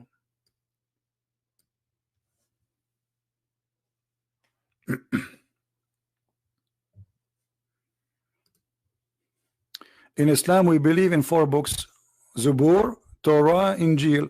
That's a lie, because if you believe in them, then you should have them. I mean, this is the most stupid argument. How you believe in the books? You just say they are corrupt.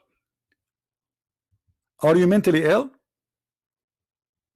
How you believe in books or not exist? Did you see the real? Did you see the real Bible?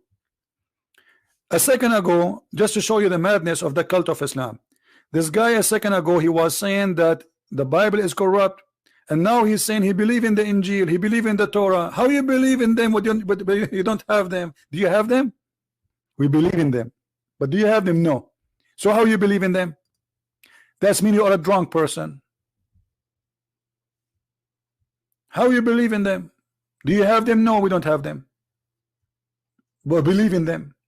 Stupidity. Stupidity is intelligence these days. I believe in the Bible. We Muslims, we believe in the Bible. Brother Naik, is the Bible corrupt, brother? Absolutely. But so you are saying you believe in it. Exactly. But if it's corrupt, how you can believe in it? I told you I believe in it, but we don't have it. We don't need to have it, brother. We believe in it. But how you can believe in something you don't have? I don't have to believe in it in order to have it, and you don't have to have it in order to believe in it. We believe in it.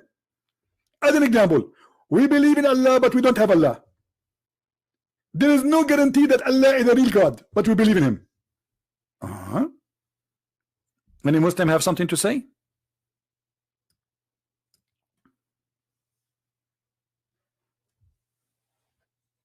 No, it's not taqiyya, it's stupidity.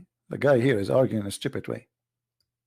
Now, Mr. The one who was speaking about the Bible is corrupt, isn't it the Quran says that Allah, he will not let anyone corrupt his words?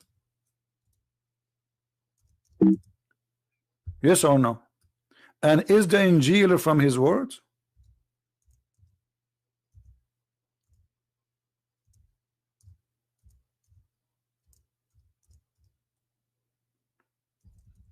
Who's a Muslim want to call me? I mean, why those Muslims are just, what the problem?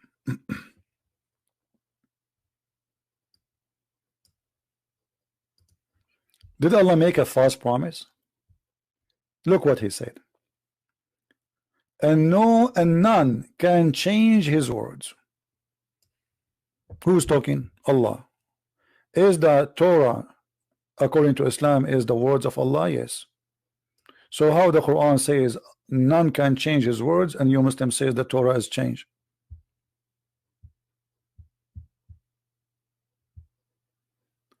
Dr. Hassan, he like to call me. Okay, no problem. Give me your ID in Skype, Hassan. especially if you're a doctor.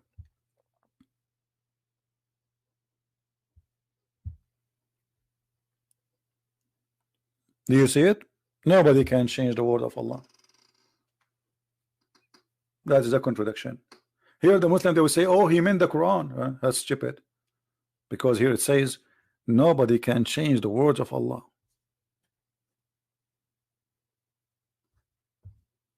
The words, any words, as simple as that. But let me tell you why you Muslims you say that, because you could not find your prophet in our book, and Christian they refuse Islam, so you say it's corrupt, because your book teaching totally 100-degree against the Bible teaching, so you say it's corrupt. But let me tell you the good news. I don't believe that the Quran is a corrupt book. I believe the Quran is a fraud. There's a huge difference between corrupt and a fraud, and I will explain to you. Maybe you are slow. Corrupt, it means there is original and the original change in it. The Quran is not. The Quran from the beginning, the original is a fraud. This is why I don't really try to prove the Quran to be corrupt, because how you can corrupt the corrupt? Muhammad himself is corrupt man. The founder, the maker of the Quran is a corrupt man.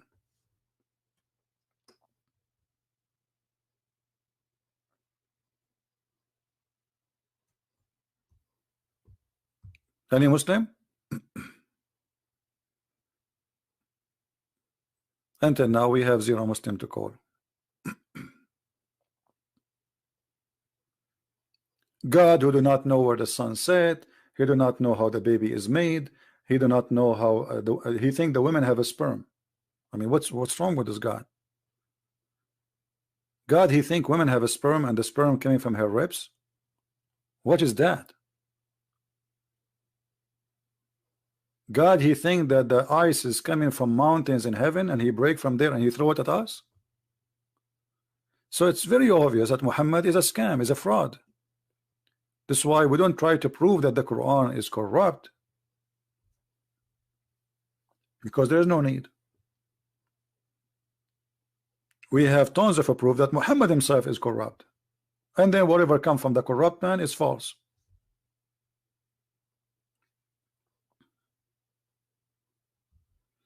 Exactly, he could not remember the order of creation. One place he said that the trees and the trees and the grass made first, and the other verse says the stars made first. Have you ever heard of God? He cannot remember which one he made first. Why?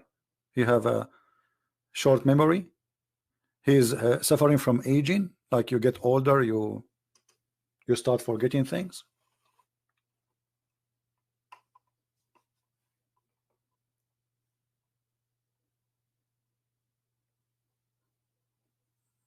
Anyone?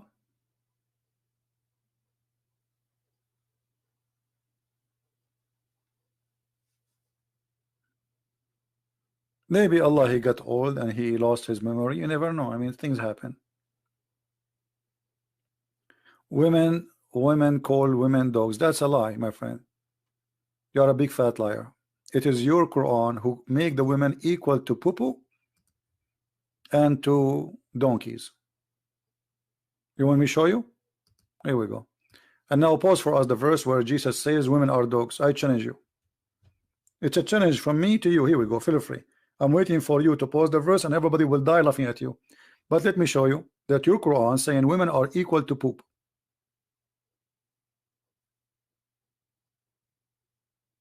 Are you there, Abdul?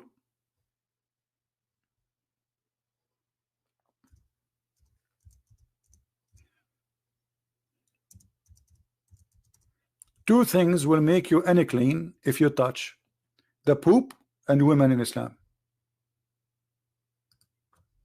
And this is your translation.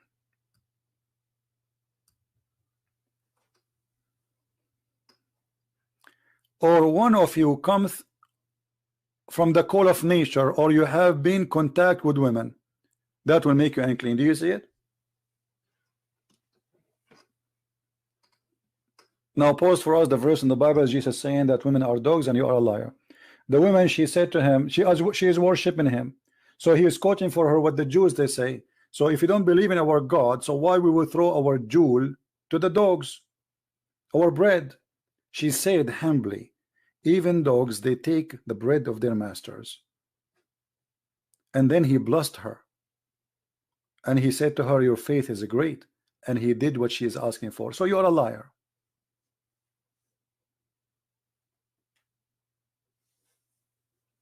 Now, is it true here that your prophet saying in the Quran, Allah saying that if you touch women and poop, you became unclean?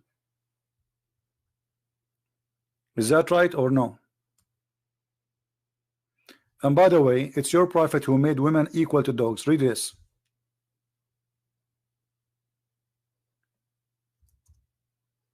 Your prophet, he said, the three things will destroy a Muslim prayer: a dog, and a woman, and a donkey.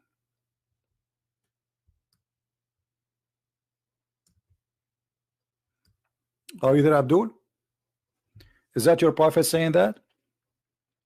Three things will disturb a Muslim man prayer: a dog, and a woman, and a donkey.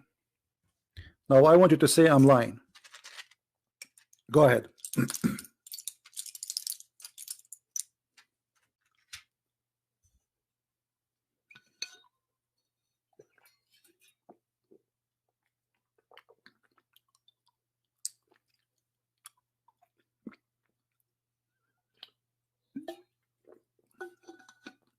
Where is the guy who is fighting for women right? He's a Muslim. What happened? Three things will disturb, will destroy your prayer if they walk in the front of you: a dog, and a donkey, and a woman. Are you there?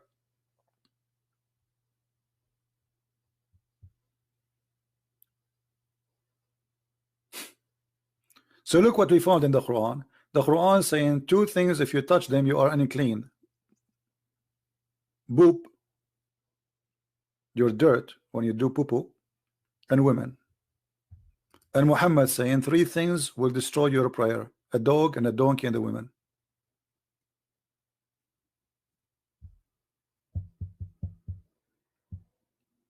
What happened now? You don't want to defend women right no more?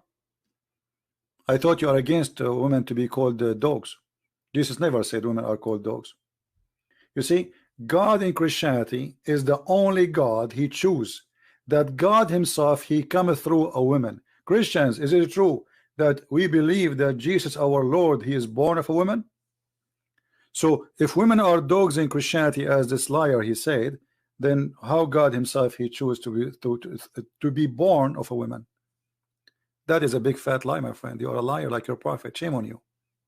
Ah, I forgot you are just following Muhammad.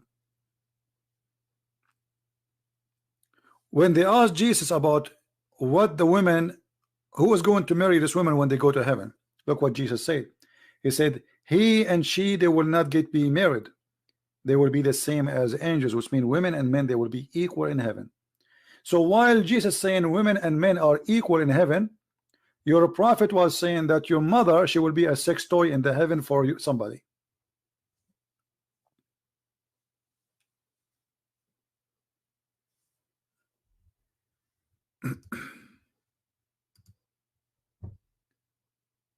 Hassan Ahmad, isn't it the same guy, this guy he called before? No? All of them, they call themselves Hassan Ahmad these days.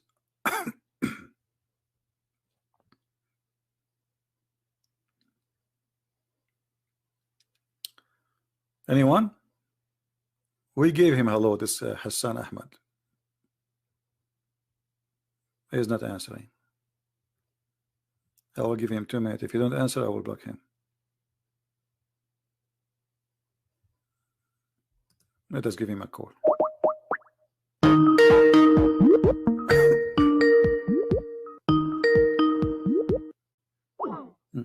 He's not even, he declined the call. So why he asked you to call him?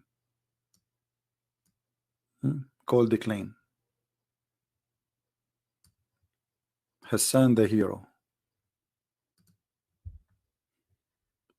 Bye bye, Hassan. Say hi to daddy.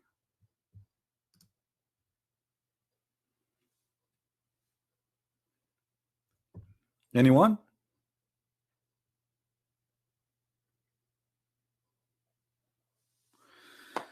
All right, guys. Let us see. I think we have enough for today. I hope we have a good time and we learn something. As you see, Muslims have no answer.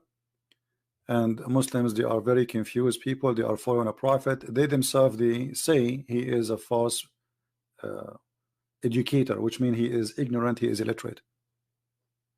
They agree. Because a person, the Muslim themselves, they say he do not know how to write, how to read.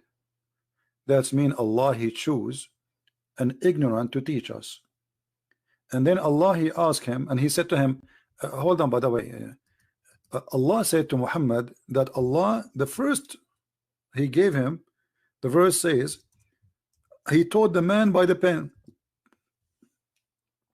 Are you sure you are talking about Muhammad? Do you see, guys? This is the first chapter Muhammad received from Allah. So the Muslim, they say Muhammad was illiterate. So how Allah in the first verse saying Allah, he taught the man by the pen?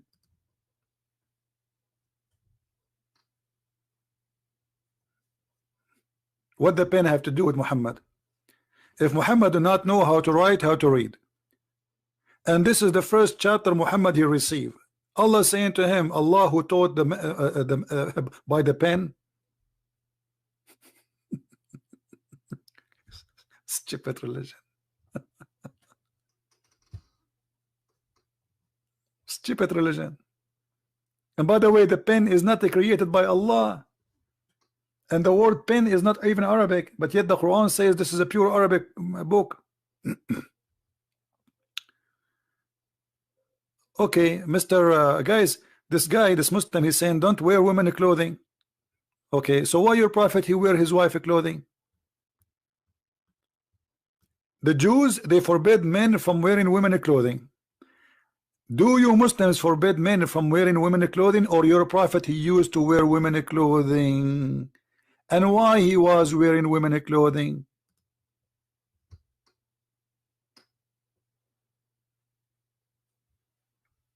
Any Muslim can tell us why Muhammad he used to wear his wife Aisha clothing?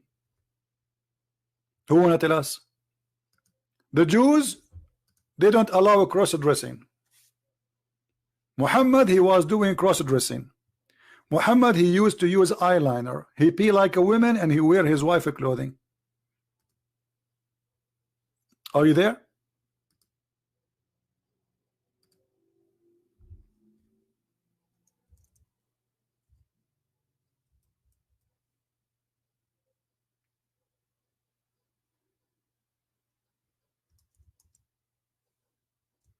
Abdul, are you there? Any Muslim would like to explain to us how a prophet of God he wear women clothing and why? What is behind those women clothing stuff?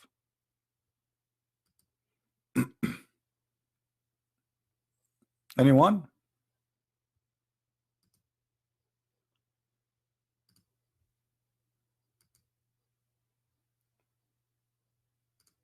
We have no answer.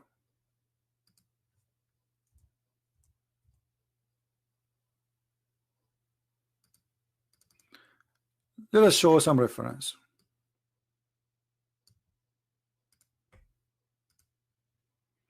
What the prophet was wearing? This is a Muslim translation, not mine.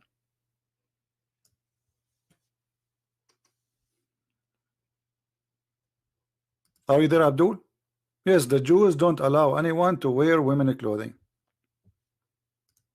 For them it's a shame. For you it's okay?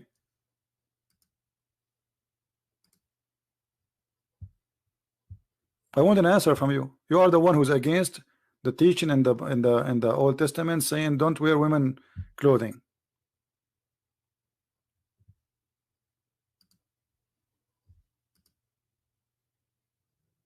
He asked me to call again. Okay, hold on, because I blocked his name already. He did not answer.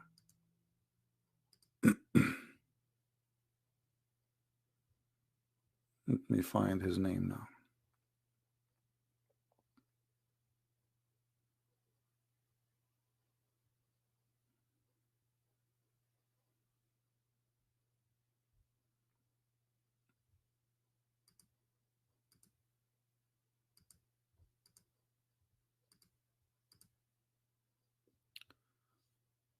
We need to find your name.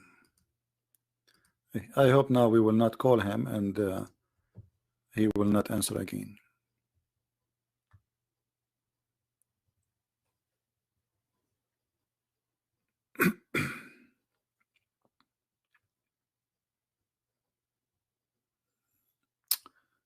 Hassan Ahmed.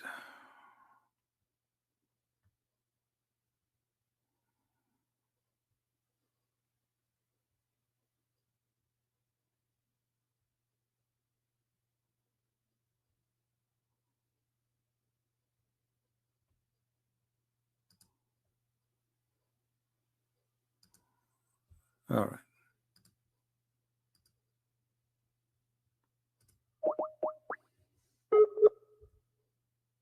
Answer, Mr. Hassan.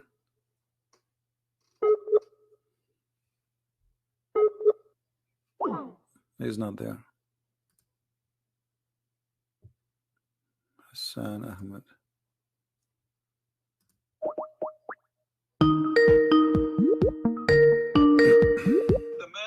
Hello. Yes, Mr. Hassan. How are you? Hello. Hello. I hear you. Go ahead. Hello, sir. I hear you. Go ahead. What do you want to say to us? You are live on air. Hello. Can you hear me? I hear you. Go ahead. Okay, so I was listening to your conversation about Quran, and I just wanted to make a point. I'm not like a debater, but I just want to make a point from where I've I lost you. that Hassan. Say during again. Prophet's lifetime. Say again, Hassan. I lost you. Sorry. Hello. During Prophet's. Yeah. Yes. So during Prophet's. So you, as you were making a comment about Prophet, that the Quran is corrupted, right? Is what? You're basically making a comment that Quran is corrupted. Corrected? Corrupted. No, I did not say that. Yes, you cannot corrupt something as a fraud. The book is a fraud, all of it. It's okay, not corrupted. So first of all, so if you don't believe that it's a revelation, that's one thing. But I can give you a logical thinking about if it's the revelation, and if it's the book of God, it's the word of Allah, then and then we can debate about whether it is changed over time or not. Okay, I'm listening. So Hassan, go ahead. I'm listening. Go ahead. Take your time. Okay, so my point was logically thinking. Okay, so imagine the Prophet, okay, and he's spending his life through, and the Quran is being revealed to him, and what was going on, that there were like a lot of people who were actually memorizing it. Okay, like they were like thousands. They were like thousands. You know that it's been written in the books, and let's just say even the goat had eaten it, like the verses of the Quran which were written. Okay, so what about those thousands of people who had memorized it? So you're making a point is that, I mean, or let's go back to the history. Let me ask you, did you memorize any song? Did you memorize any song in your life? Did you memorize any song in your life? Let me my friend Hassan, I got your point, but I'm asking you. There's millions of people memorize songs, but doesn't mean that those songs, doesn't mean that those songs are from God. So I'm not asking you if the Quran is correct. Listen, from the beginning we say memorized it. You're saying that all of those people, they decided, okay, we're gonna change Quran. No, I did not say that. No, I did not say that. You're not listening. Okay. I said from the beginning, how you can accuse the corrupt of corrupt, which means the Quran itself is a fraud. So how many people recite the fraud, my friend? How many people recite the fraud will not make the fraud true? So what you are saying to me, because you memorize the Quran, that will make the Quran true. So what I'm asking you, can you prove to us? Can you prove to us that and you said to us that the goat ate the Quran? Okay, can you recite for me the verse where it says a woman, she should give her boobs 10 times? You said the Muslims are memorizing by thousands. Okay, I want you to tell me this verse. Just only this verse. What is the verse? The verse it says women, she should give her boobs 10 times. There is no verse like this. This is like hadith. This is what Aisha is saying. No, What do you mean no? No, this is no. What are you There talking is no about? word. There's tons of approves of that. There's tons of approves.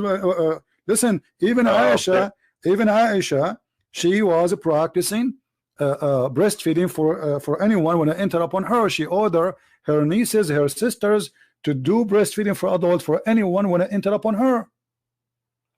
Oh, okay. So what you're saying?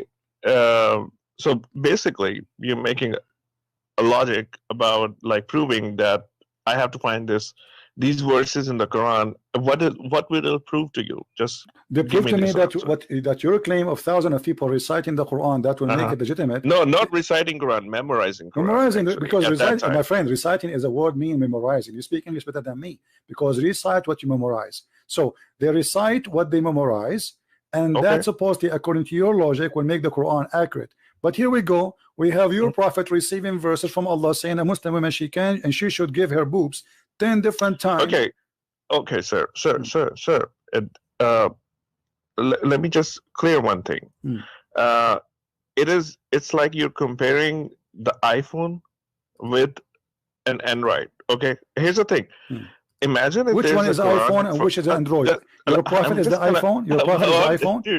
Dude, sir. Your prophet is the iPhone. No. I'm just telling you something. Hold on. But my point was that you're basically comparing Quran with Hadith. Okay, so hold on. If there is something which is contradicting, which if Hadith is going against Quran, that's a weak Hadith. That's what we actually. Okay, guys, did you hear this? Narrations. Did you hear this? Okay, there's a Hadith says don't do mut'ah. The Quran says do mut'ah. Which one you follow? You said to me, everybody heard you. You said if the Hadith contradict the Quran, we don't take the Hadith no more. Okay, the Quran says do mut'ah. So what do you do? Do you do mut'ah? The Quran does not say. I read Quran. Okay, read chapter 4, verse 23, 24. I've read Quran. Hold on. Okay. Chapter. What's the chapter? Chapter 4. Chapter 4. Hold on. It's on Google. Is it on Google, by the way? I mean, I thought in the Quran is in your chest. You memorize it. It's in Google now. Okay. No. I'm not. I have not memorized it. I've read it. Okay. Okay. And I mean, I have like other things to memorize too. But yeah, I hope I will one day. Chapter 2. Chapter 4. Chapter 4. Verse number 24. Yeah. Verse number 24. 24. What translation you like to read it from? Quran. Okay. No, I'll see the. You want to see tafsir? No. Yeah, no. I'll see the whole context. Of course, okay, I will. See the whole context. You are expert. Well, Musnad al-Nisa. Hold on.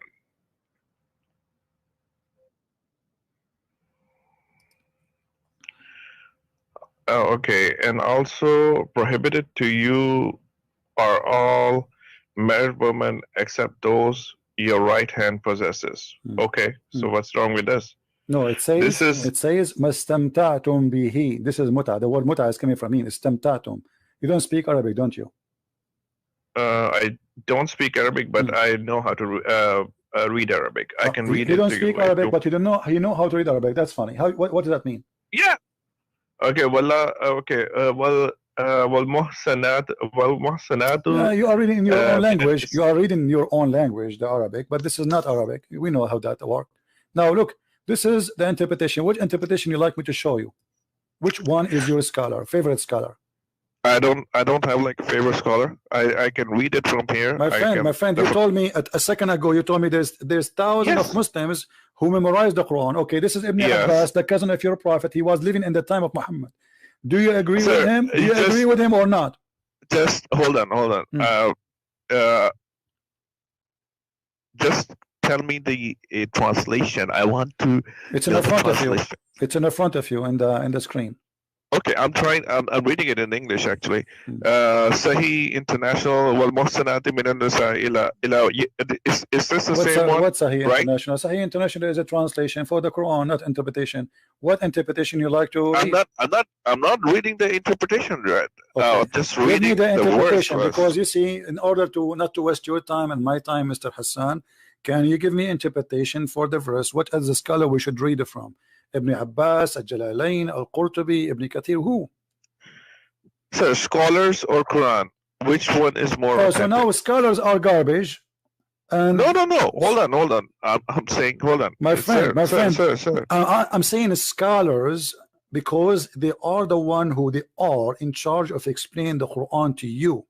So no, you're scholars, not mine. I can read Quran on my own. No, you cannot. You don't even speak Arabic. Oh, hello. I cannot speak Arabic, but I can read Arabic. Okay, so how? So what's the benefit of reading? Okay, hold on. So now I'm going to open a book in the Iranian language, because Iranian they use Arabic letters, so I can read them, but I don't understand. That's very silly, my friend. You can get the translation. My friend, okay, but the translation, you okay? Do you agree that translation? Okay, and do you accept? Do you accept the things? translation? Do you accept the translation of the Quran? Yes. Okay, what translation you accept? What translation you accept? Whatever is Sahih International. This one. Sahih International, guys. This guy he accepts Sahih International. This is the translation for the Quran. Are you sure? Yeah, it's written over here in front of me. That's how I can read. Read for us Sahih translation. Go ahead. So, and also prohibited to you are all married women, except those your right hand possesses.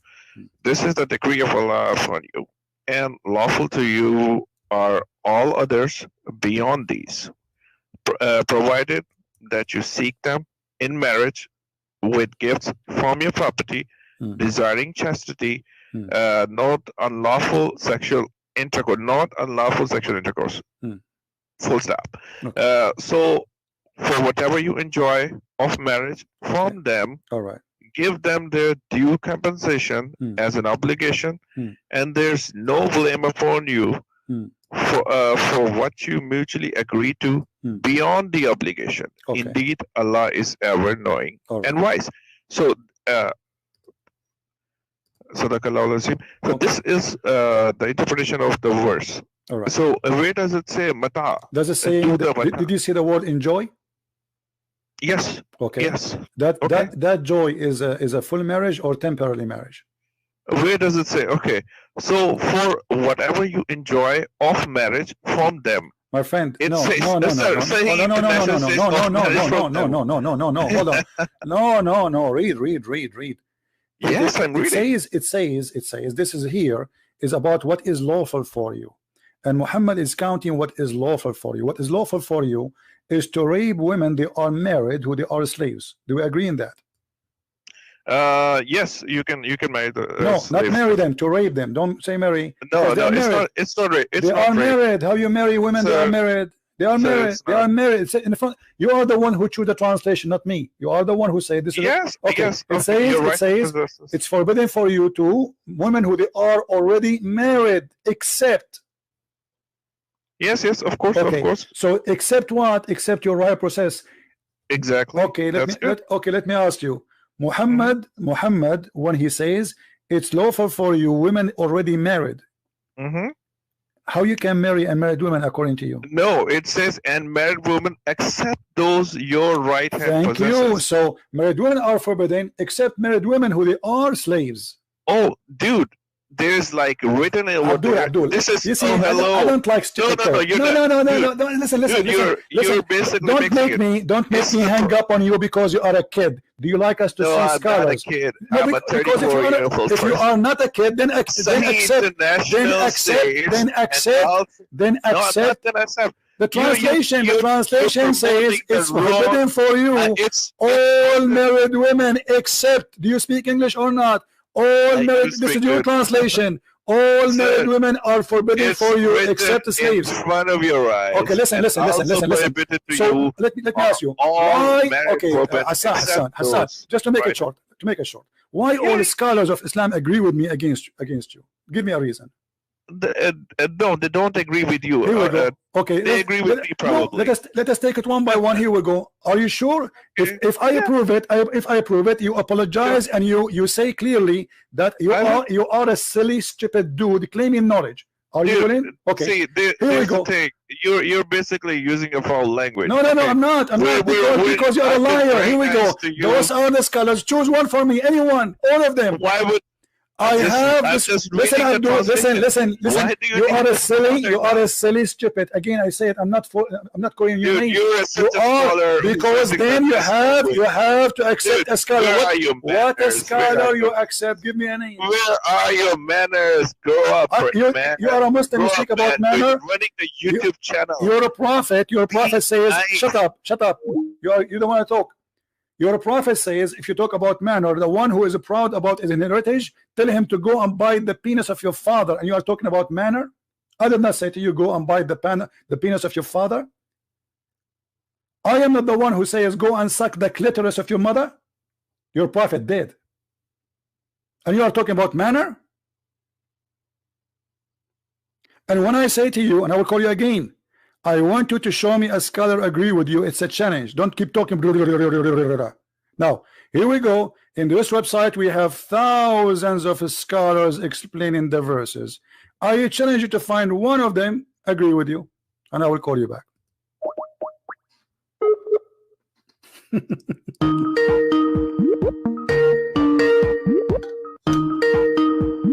Hello. Okay, so now did you hear me? Yes, I can hear Did you. your prophet says the one who is proud about his inheritance, tell him to go and suck the penis of your father or bite it? Where does it say that? Come Here on. we go. Here we go. You're say, comparing. okay, here we go. Okay, hold on. Here you go. Okay. In front of you, we'll put it. Okay, here we go. You're jumping. No, we are not jumping. We'll go. Okay, you don't let us go there after we finish. Then you are saying I'm jumping. So, what scholar you agree with? Even okay. What is scholar? What is your scholar? Please don't waste my time, sir. Either you're gonna question me or I'm going to question you. No, we are. You're saying you are an Indian guy who don't speak Arabic, you don't speak good English, you don't speak your language, and you are trying to school me. So I'm not going to waste my time. No, I'm not trying to school you. I am asking you. Okay, no. You said you said that there is a scholars agree with you. Can you name one for me? I'm asking you the question. You're not answering my question. We need to prove your point, my friend. You need to prove it. You said I am lying about the muta. Here we go. This is Ibn Abbas, the cousin of your prophet, saying that this is a temporary marriage. Dude. Okay, let's just say. Is that a temporary marriage or not? Temporary marriage. It's in Shia. You know that. No, this is Sunni. Ibn Abbas is not a Shia. Are you stupid or what? This is not a Shia. You are stupid or what? Sahih al-Bukhari is a Shia book. Sahih al-Bukhari is a Shia book.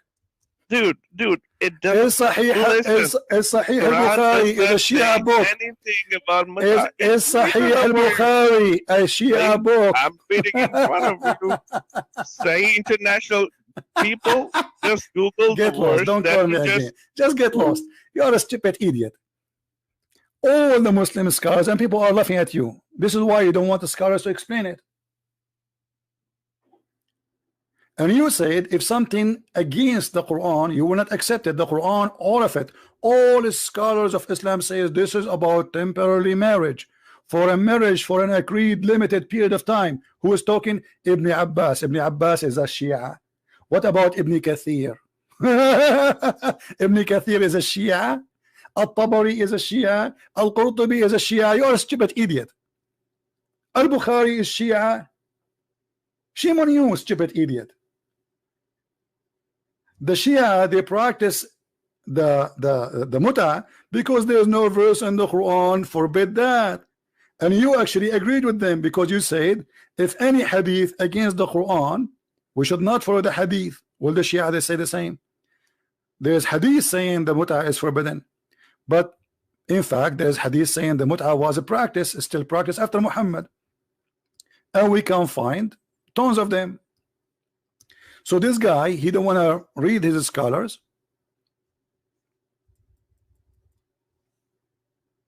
because he knew that he's wrong. Secondly, if the Quran is a change or not, who care? The Quran is a stupid book. Sunset in murky water, beat the women. Look at this. This is Sahih of the Shia or the Sunni, Sahih Muslim. The joke of Shia, this is stupid. This is, people are laughing at you. We did muta in the time of the Prophet, temporary marriage, and we did it in the time of the Prophet and during the time of Abu Bakr and Umar, who is saying that the Sunni. This is Sahih Muslim, you idiot. This is not the Shia book, and it's Sahih, very authentic. So when we go in the Quran, we find this, and this is Ibn Abbas, the cousin of your Prophet, and he is a scholar for the Sunni and the Shia. What about Al-Qurtubi? What about Al-Jalalain? Al-Jalalain must be Shia too. I mean, it's amazing how they try to fool you. Big mouth. They speak too much, but they say nothing. That is the truth. And the funny, he says to me, you are using a bad language for what? For calling you stupid and liar? Well, you are. Because the reason I call you stupid, because you think by saying I don't accept hadith, you can fool us. Well, the Quran order you to follow the hadith, because the Quran itself is a hadith. So who are you to say I don't accept the hadith? The Quran itself, it says it is a hadith. And when you say to me, I accept Sahih International as a translation, it's in front of you. It says already it's forbidden for you. Women are married except those who they are your right hand possess. And then he says, no, it doesn't say you can have sex with married women. It says, this is the translation you choose.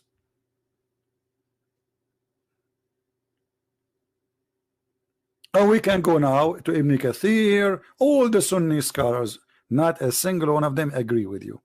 Do you know why? Because you are a liar. This is why you choose not to choose any of the scholars. Which scholars you want to read from? Shall I go to Ibn Kathir right now, live on air? In English? Are you going to say Ibn Kathir is a Shia? I think you will. This is the only way to escape. Ibn Kathir is a Shia now. Hey, Ibn Kathir, are you Shia? Yes, I'm a Shia today. I converted to Shia them today. Let us see what Ibn Kathir he will say. Yeah, the Ibn Kathir must be Shia too. Al-Qurtubi must be Shia. Al-Jalalain must be Shia. Al-Tabari must be Shia. Al-Baghawi must be Shia. All of them, they are Shia, brother. Here we go. And you say to me, no, it's not about having sex with married women. Read it. Liar, idiot. Those you acquire them from war. They came to the Prophet, says, should we have sex with them without marrying them? Even do we have orgasm inside? You know what I'm talking about. He says, yes, you can do that. Shall we stay like, you know, we do like, you know, like we have sex without coming in? He said, no need that. So Muhammad, you don't care even to know who is the father. Read it. And this is Sunni book. We capture some women from an area of Atwas who were already married, and we dislike having sexual relationship with them because they already have husbands. So the Prophet, he gave them this verse. Liar, idiot, stupid.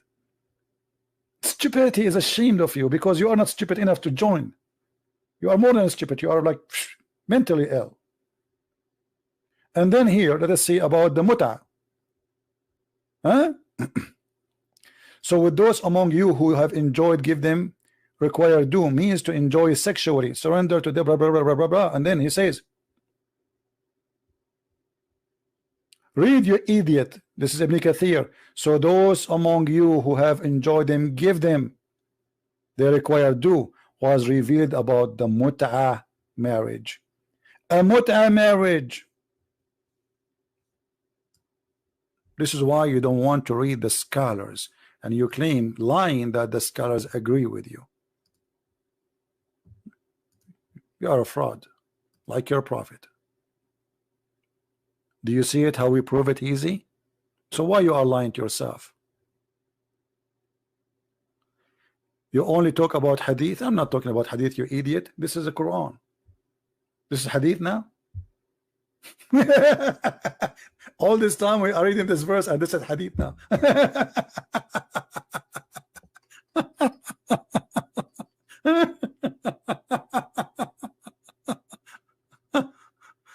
Unbelievable. This is Quran. No, this is Quran. This is and why you don't want to talk about the hadith? Are you ashamed of your prophet, brother? Isn't it the Quran is a hadith? Here we go. The Quran says that the Quran is a hadith, and it was collected the same as the hadith collected. The same.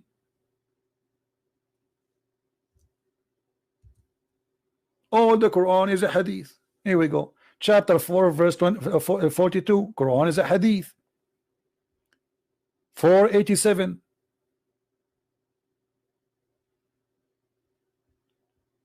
Read and love. Huh? And actually, we will show you a verse where it says clearly that the Quran is the best of the hadith. All of these verses saying the word hadith. All of them, they are talking about hadith.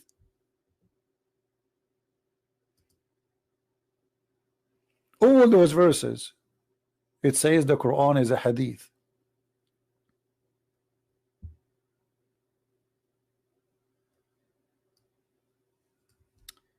Ignorant.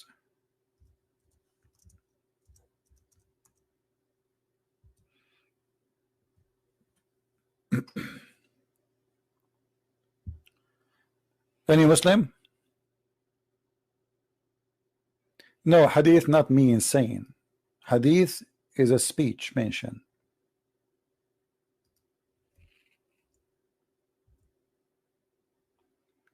Do you see it? Allahu nazzala ahsan al-hadithi kitaban. Do you see it? So why you are arrogant? The Quran is a hadith.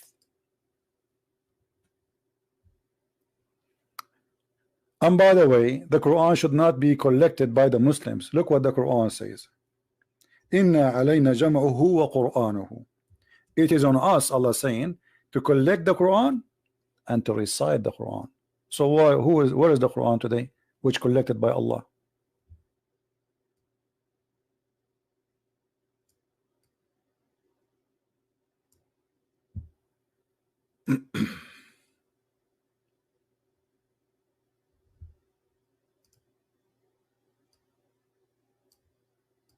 Wrong verse. Here we go.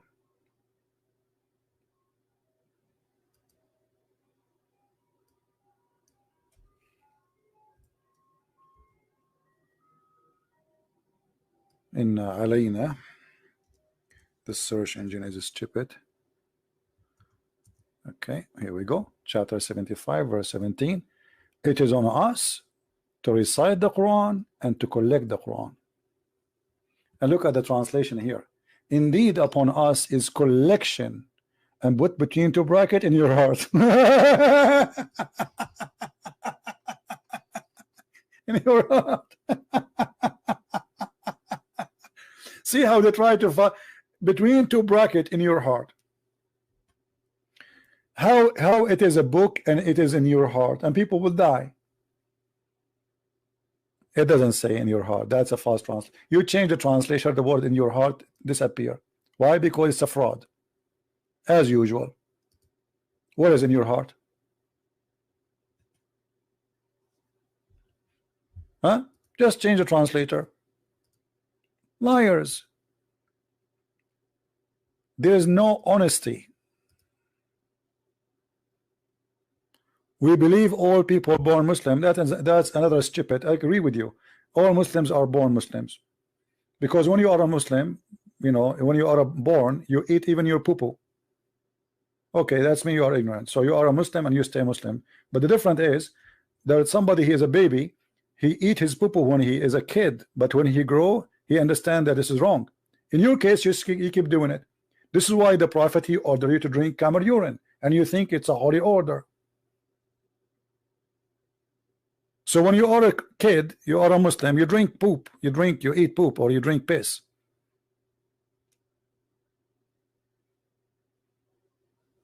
That is the truth.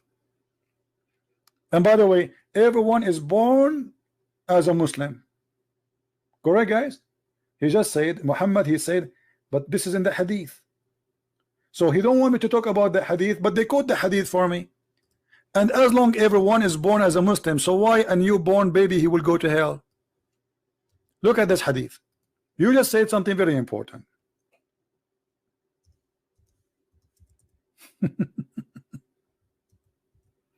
Everyone, brother, is born as a Muslim. Aisha and Muhammad, they went to a funeral, and a child from a Muslim family of Al-Ansar, he died. He said he will be, this child, he will be a bird from the bird of paradise. Muhammad, he says, might be otherwise, he might go to hell. So how a child, he is born as a Muslim, he die as a Muslim, he go to hell? Explain to me. I will tell you why. Because Muhammad obviously is a fraud. He contradict himself. This guy not only born from a Muslim family, as you said, everyone is born as a Muslim. So okay, he's a child, he never commits sin. He did not even reach the age of sin. Look what Aisha, she said.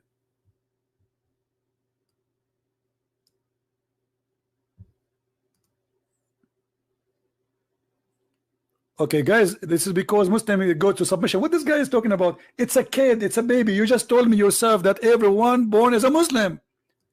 So how you submit to Allah and you are a baby? And if you submit to Allah and you are a baby, and you tell me that every baby is a Muslim, so how the baby who is a Muslim will go to hell? Solve the problem, go ahead.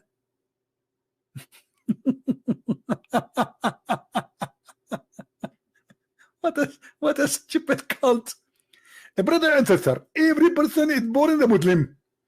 Okay, this guy, he is born as a Muslim.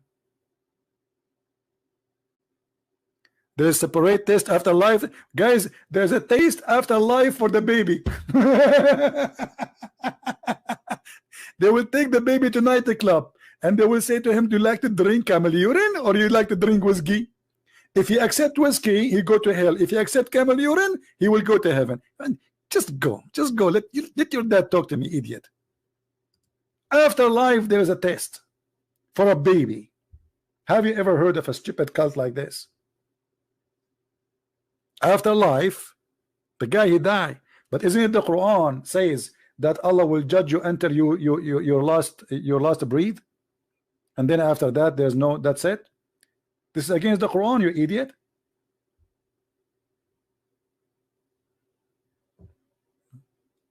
I hope idiot will not be upset from me because I'm using it too much. They might sue me. They say, hey, you don't call those people idiot. They don't fit there. They are more than idiots. Anyway, guys, I'm going to stop for now. Do we have a good time? Don't forget to download the video immediately after we finish because we don't keep them for long. But as you see, the Muslims are desperately trying to fool us.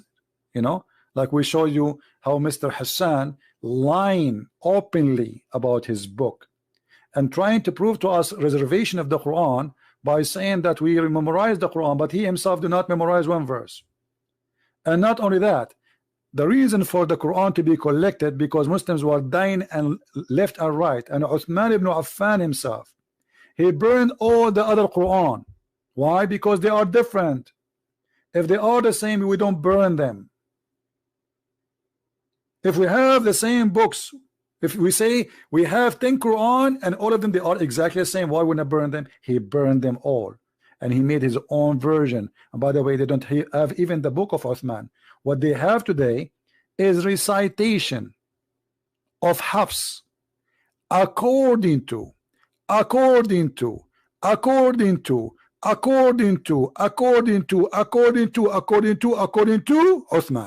according to Muhammad. They don't have a book. The book of Uthman is nowhere to be found. Even the book of Hafs nowhere to be found. There's no book. It's called Book of Hafs. Recitation of Hafs. And Hafs, according to Muslim Sunni, is a fraud. This is why any hadith from Hafs is invalid. Why? Because he is a fraud. So how you accept a person you accuse him to be a fraud to give you the book?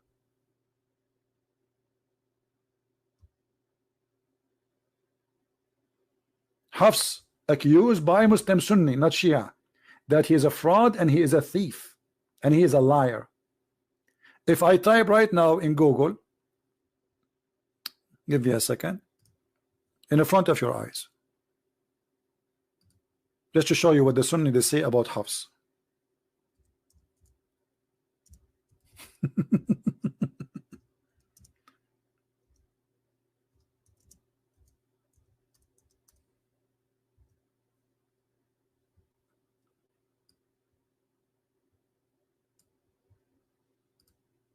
Here we go. This is a website. It's called Ahlul Hadith, the people of Hadith, Muslim, Sunni. All of it is people, they are Sunni, and they are quoting for you how many Islamic books.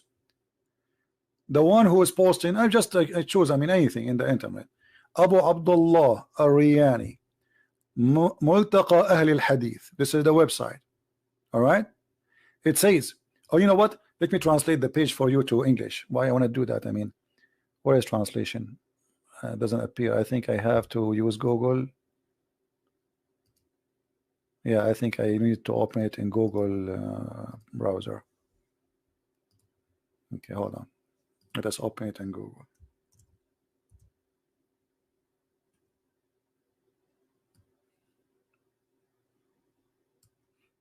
Translate to English. Here we go. And let us zoom in a little bit and look at this disaster, what the Muslims they say about Hafs.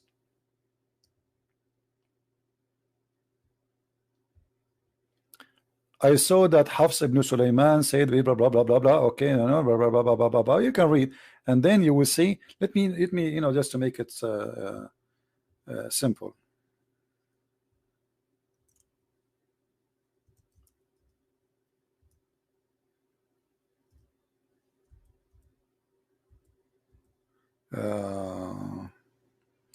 What we will search for, hold on, just to avoid reading all of it.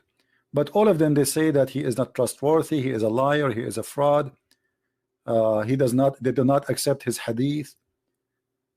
All hadith is munkar, which means yuck, yuck.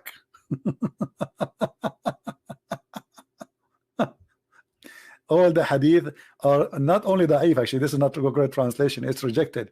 And he said does not write his talk, don't write his talk, because he's a liar. He's not like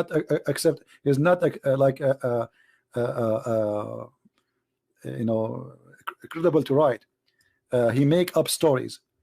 Like translation of Google is not, he's a liar. Look, he's a liar.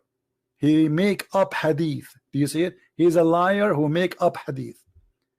And those are the reference. The Muslim scholars are saying that he's a liar.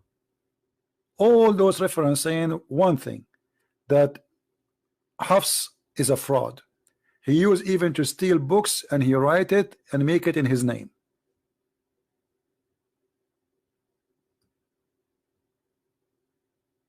Do you see it? This is the one you are reading the Quran from. He's a fraud according to the Muslim Sunni, not the Shia.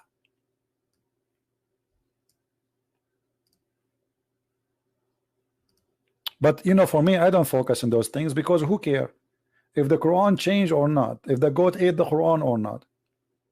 Aisha, she said that the chapter of Al-Baqarah used to be equal to the chapter of Al-Ahzab. That means there's 200 verses are missing in one chapter alone.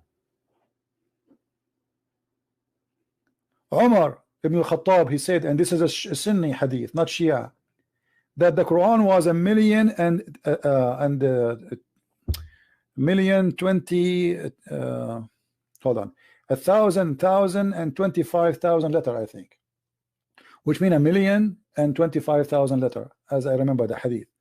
But what we have today is not even 20%. So where are they? But I don't care really if the Quran is gone or not. The Quran today is stupid. What about you? You prove to me that the Quran we have today is not stupid. God who think the sperm is coming from a sperm of a woman, when women, they don't even have a sperm. From the chest of a woman. From where? From the location of the necklace. That's what we care for. The Quran is corrupt. The Quran was not. That will not change anything. But I don't waste my time. My friend, you were born as a Catholic and you used to be the Pope. I know all this game. I know it. You know what? Why you don't call me Mr. Catholic who was born as a Catholic? Just to get you busted. All Muslims who they claim, they come here, they say to me, I was a Catholic. Nobody was a Protestant and nobody was Orthodox, because in Islam they consider #1 enemy to them is the Catholic. Everybody was a Catholic. Even the Mother Teresa, she converted to Islam. By the way, the Pope who died last year, he became a Muslim. Stupidity. We laugh at you. Once I went to a Muslim chat room and I paused there. I said, hey guys, the Pope and his mother-in-law and his third wife who passed away last year, they converted to Islam today. The admin in the chat, he said, Allahu Akbar, Allahu Akbar. Stop guys, stop the text, stop the text. Look what this brother is saying. Look. The Pope mother-in-law who passed and his wife who passed away last year, they converted to Islam today. Allahu Akbar. Stupidity. I just said who passed away last year. And the chat room went so crazy. Allahu Akbar, Allahu Akbar, Takbir, Allahu Akbar. They don't have a brain. Just say to them a Catholic who converted to Islam, because this is their enemy.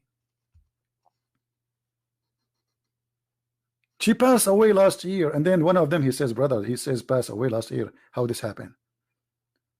So they I bounce him, brother, bounce him, kick him out of here. He's making fun of us. But it was too late. Stupidity. All of them, they used to be Catholic. By the way, we have the sons of the founder of Hamas, one after one, leaving Islam. Don't you know?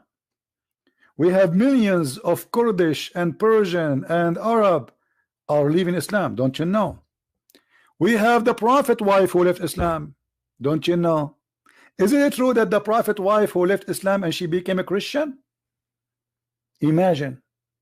The Prophet wife, she left Islam and she became a Christian and she married a Christian man. The Prophet wife himself.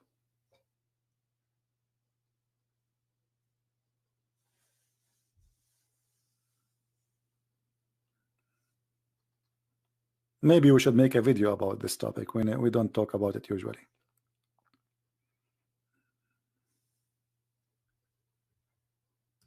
Any Muslim? Mayday. A Muslim is texting me in Skype.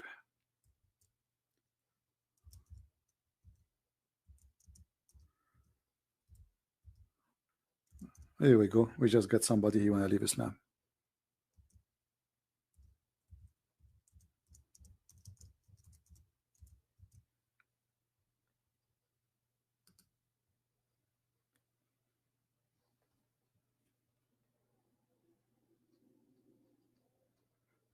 All right.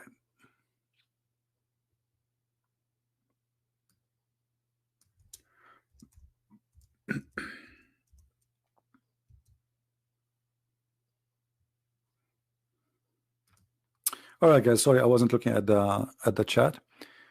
So, do we have any Muslim here? See, because after we heard this conversation with Mr. Hassan, there's a guy. He says to I check what you said, and I will let him. It's up to him if you wanna call. And he is agreeing. He said everything you said, I found it to be true. So look like this guy, he is leaving Islam. I don't know. I'm waiting for him to say yes. Who's next? Tell us about the wife. Which wife? What wife?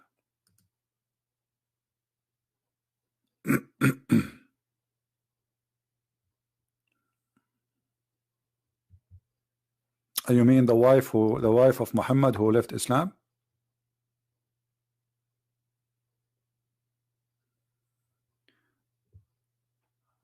Her name is Qatila.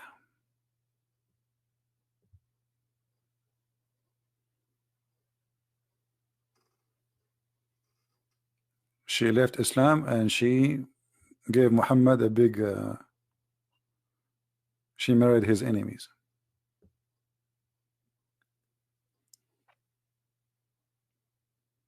No, Qatila, not Qatira. Qatila.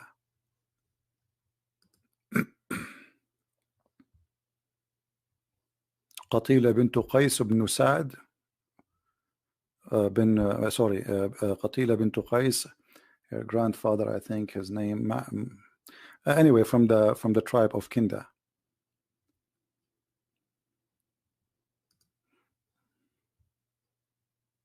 Can you prove Christianity is true? Yes, by proving Islam to be false. I just did. Because that's mean, you see, Muhammad already agreed that Jesus is a prophet, right? And you believe what Muhammad said, correct? Okay. And Muhammad, he says that Jesus is right now in heaven. So already I do not need to prove to you that Muhammad saying that Jesus is in heaven and he is a prophet. So what is left? To prove to you that Jesus is God? Well, he's in heaven. Everybody is dead except Jesus in heaven. So if you believe in what Muhammad said to you, which I don't believe in what he said to me, that alone is enough to prove that Jesus is God. Do I need to prove to you anything? If you believe that Muhammad was saying the truth, that Jesus, he made people who are dead coming from the ground, and he breathed into the mud, which means he gave life from his breathing, that's mean he's God, because this is how God he create. The proof that the Christianity is true is in your book. Otherwise, how Jesus, he breathed, and from his breathed life come, not from the breath of Allah. Like Jesus did not make a statues or a figure of mud and he say Allah make it alive. No, he breathed into it.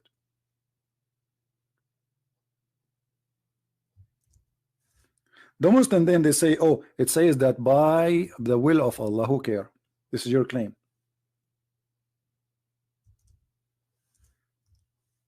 According to you right now, I am attacking Islam by the will of Allah. Prove it. And if this is true, that means Allah is stupid.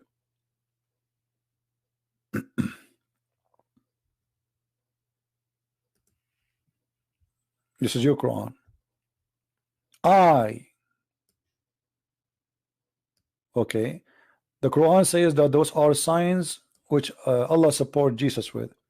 I have come to you with the signs, and I make for you out of the clay as if it were a figure of a bird, and I breathe into it. You see here, they don't take that. They took the I off. Change the translator, you will see the I. Just to show you. This is Yusuf Ali. Let's go to different translator. Where's the I? Does it say I? Yes, it says I. Read it. See? Yusuf Ali, there's no I. Here is I. And I breathe into it and make it a bird. And then they say to me, by Allah leave. Read it in Arabic. Do you know Arabic? So what in Arabic? ورسولا إلى بني إسرائيل قد جئتكم بآية من ربكم أخلق من الطين طير الطير فأنفخ فيه تكون طيرا في إذن الله أكبر. So, but the funny, you are asking me to read in Arabic, but you don't know Arabic. Idiot.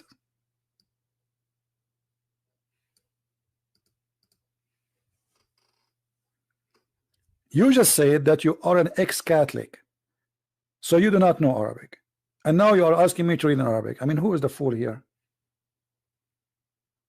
Yeah, you know Arabic. Yeah. Call me, Mr. Arabic. You know Arabic. Call me so we can laugh. You see how you get yourself busted?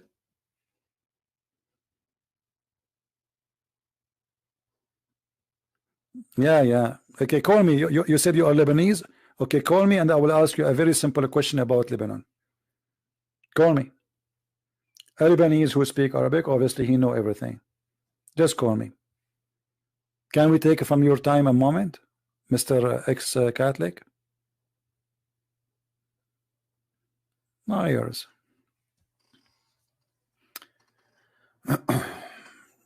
By the way, I used to be Muhammad. Yeah. And Allah guided me and made me Ali. And then Allah guided me again and I became a Christian prince.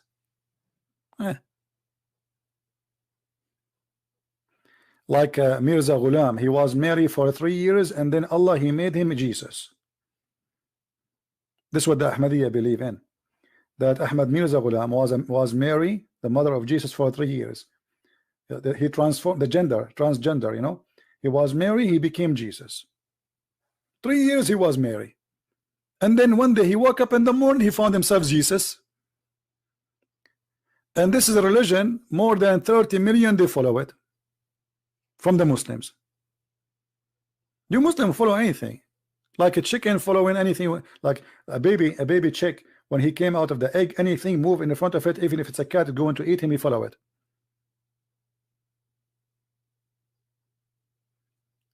And the funny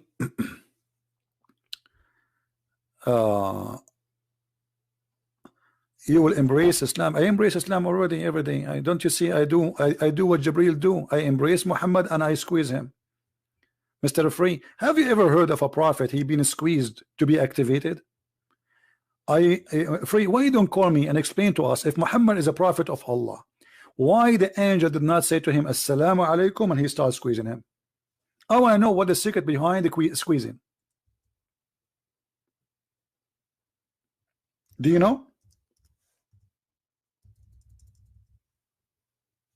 You see, I embrace Islam already. This is why I'm squeezing Muhammad every day. And you see what is coming out of him. This is why we ask people to bring their diaper with them.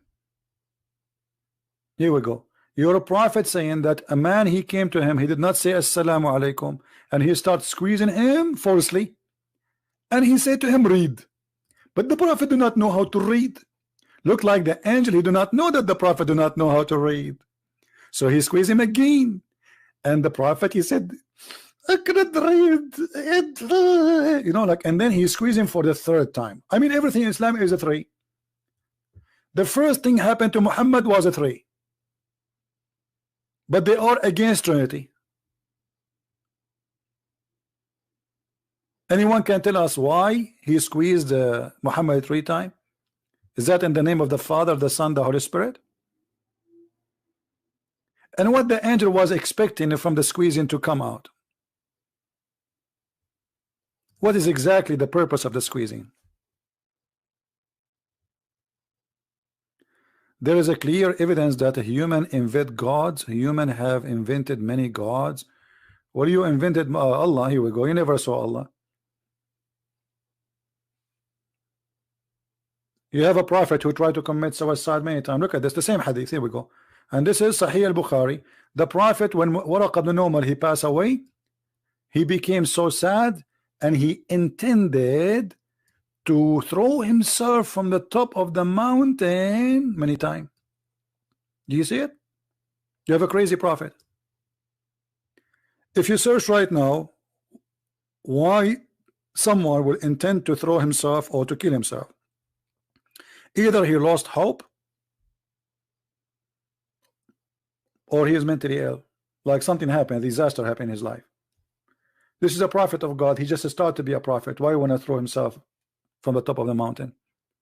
Unless it's mental illness. They challenge me, but they are in the chat. Why they don't call me?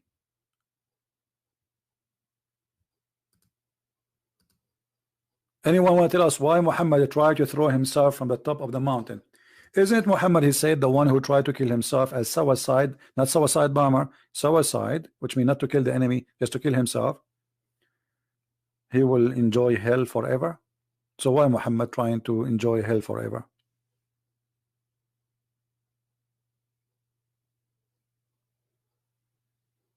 Any Muslim have an answer? And why he's trying to commit suicide? Because Muhammad, he don't believe he's a prophet. Read carefully. Each time he tried to commit suicide, the angel, he appeared in front of him. He says to him, "Oh Muhammad, you are indeed a messenger of Allah in truth." Whereupon in his heart become quiet and he calmed down and he go back home. Second day he come back to throw himself. What a crazy guy. The angel just yesterday he told you you're a prophet. Why you are doing that again? Because he's mentally ill. A camel wheel, I'm not enjoying you. I'm not ignoring you, but you are a camel and you are a wheel. What I would do with you? I ride a car and I don't drink camel urine. So what I would do? What is your need, camel wheel?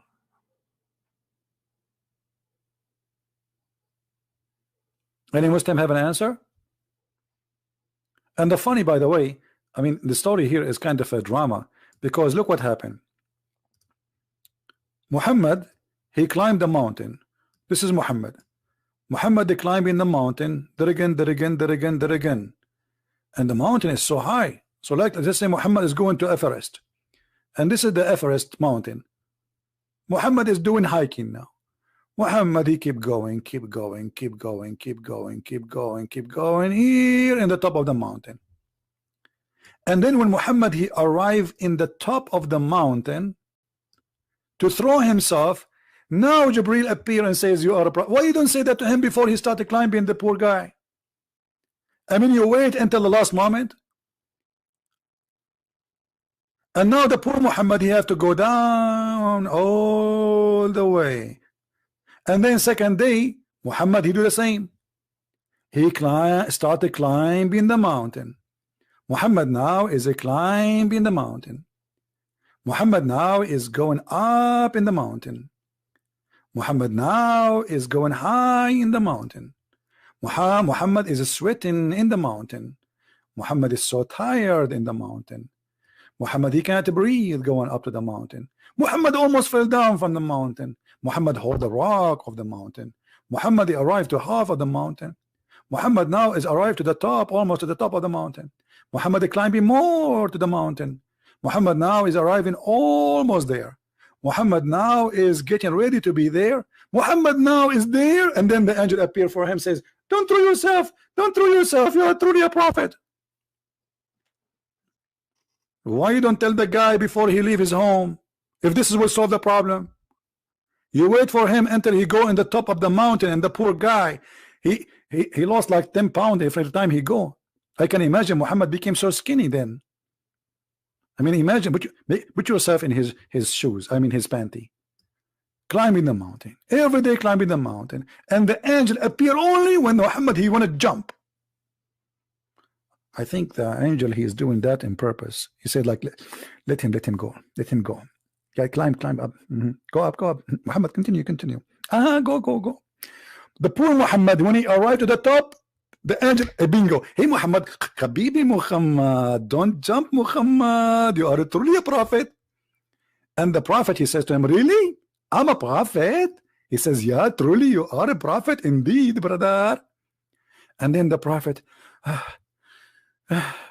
okay, because I thought I'm not a prophet. No, you are a prophet. Okay, what is this? What this drama is about? You know, an Indian movie is made better. I mean, you watch an Indian movie, from the first scene, you know what will happen in the end. Well, Muhammad movie is not even an Indian movie. Look at this. Every day. And then when he come, whenever he come, the period coming of inspiration used to become long, he would do as before. Like, what the heck? This guy, he like it. He liked to go to the mountain. He would, let me throw myself. I want to throw myself. And then the angel come. What is this?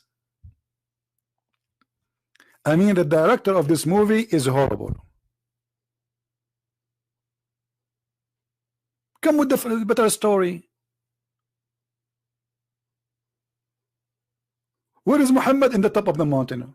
Where we can find Muhammad? In the top of the mountain. What Muhammad want to do? Want to throw himself up, so nobody believe him no more. Muhammad want to kill himself. Muhammad want to kill himself. Let me, I want to go. Okay, let him go. And this is what happened. Muhammad, he say he want to kill himself. He go all the way to the top of the mountain. Nobody follow him. He thought that his family, they will go after him. Please, Muhammad, don't do it. Let us call the FBI to talk to you. Negotiation. What do you want? I want an iPad, and I want iPhone, and I want my internet for free. Otherwise, I'm going to jump. But nobody follow him. Nobody care. Okay, kill yourself. So he go all the way to the top of the mountain. Nobody care. He come back, and he claimed that the angel appeared to him. So down the stairs, he said to him, I'm going to go upstairs. I'm going to kill myself.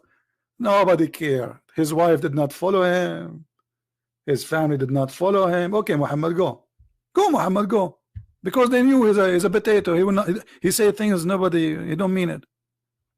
Okay, Muhammad, just go, brother. Why you don't debate in real life? Somebody tell you this is not real life, you idiot. Why you don't debate in real life? We must be dead now. Why you don't debate in real life? Because if in a computer and I make you do poo-poo, so imagine in real life what will happen.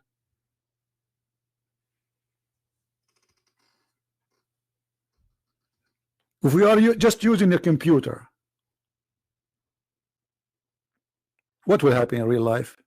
I will squeeze you and hummus will come. Hummus. Real life. Anyway, I think we are done for today. I want to say thank you guys. We have 1,000 likes only. Why? Why? If the program is about lipstick, we will get more likes. Honest to God, I saw some programs, women, they are talking about lipstick, jeans. They have like 4,000 or 5,000 people watching live. You believe it? I think I'm going to change my program. I will make it about lipstick, about eyeliner, how to make a makeup. Then people will come.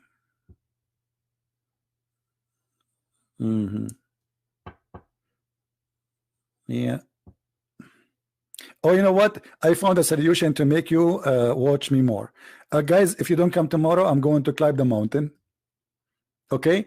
I'm going to climb the mountain in Colorado. And I'm going to jump in the top of the mountain. So by the time I go in the top of the mountain, if I don't see in my chat room, I have like 5,000 people, I will throw myself. And then when I arrived to the top of the mountain, I found that still there are just 1,000. Nobody care really. I said to myself, let me try again. Okay, guys, today I'm not going to because Nzir Zabril, he appeared to me. I will do it tomorrow. I'm going to climb the mountain tomorrow, and I'm going to jump. I will kill myself if you did it to 5,000 people. And then the second day I do the same, and nobody come, nobody care. Not only that, people will start saying, "Hey, XTP, when you do it? Like, come on, go." Hey, buddy, please, for the sake of the legs, for the sake of the shin of Allah. Okay, let us block this guy.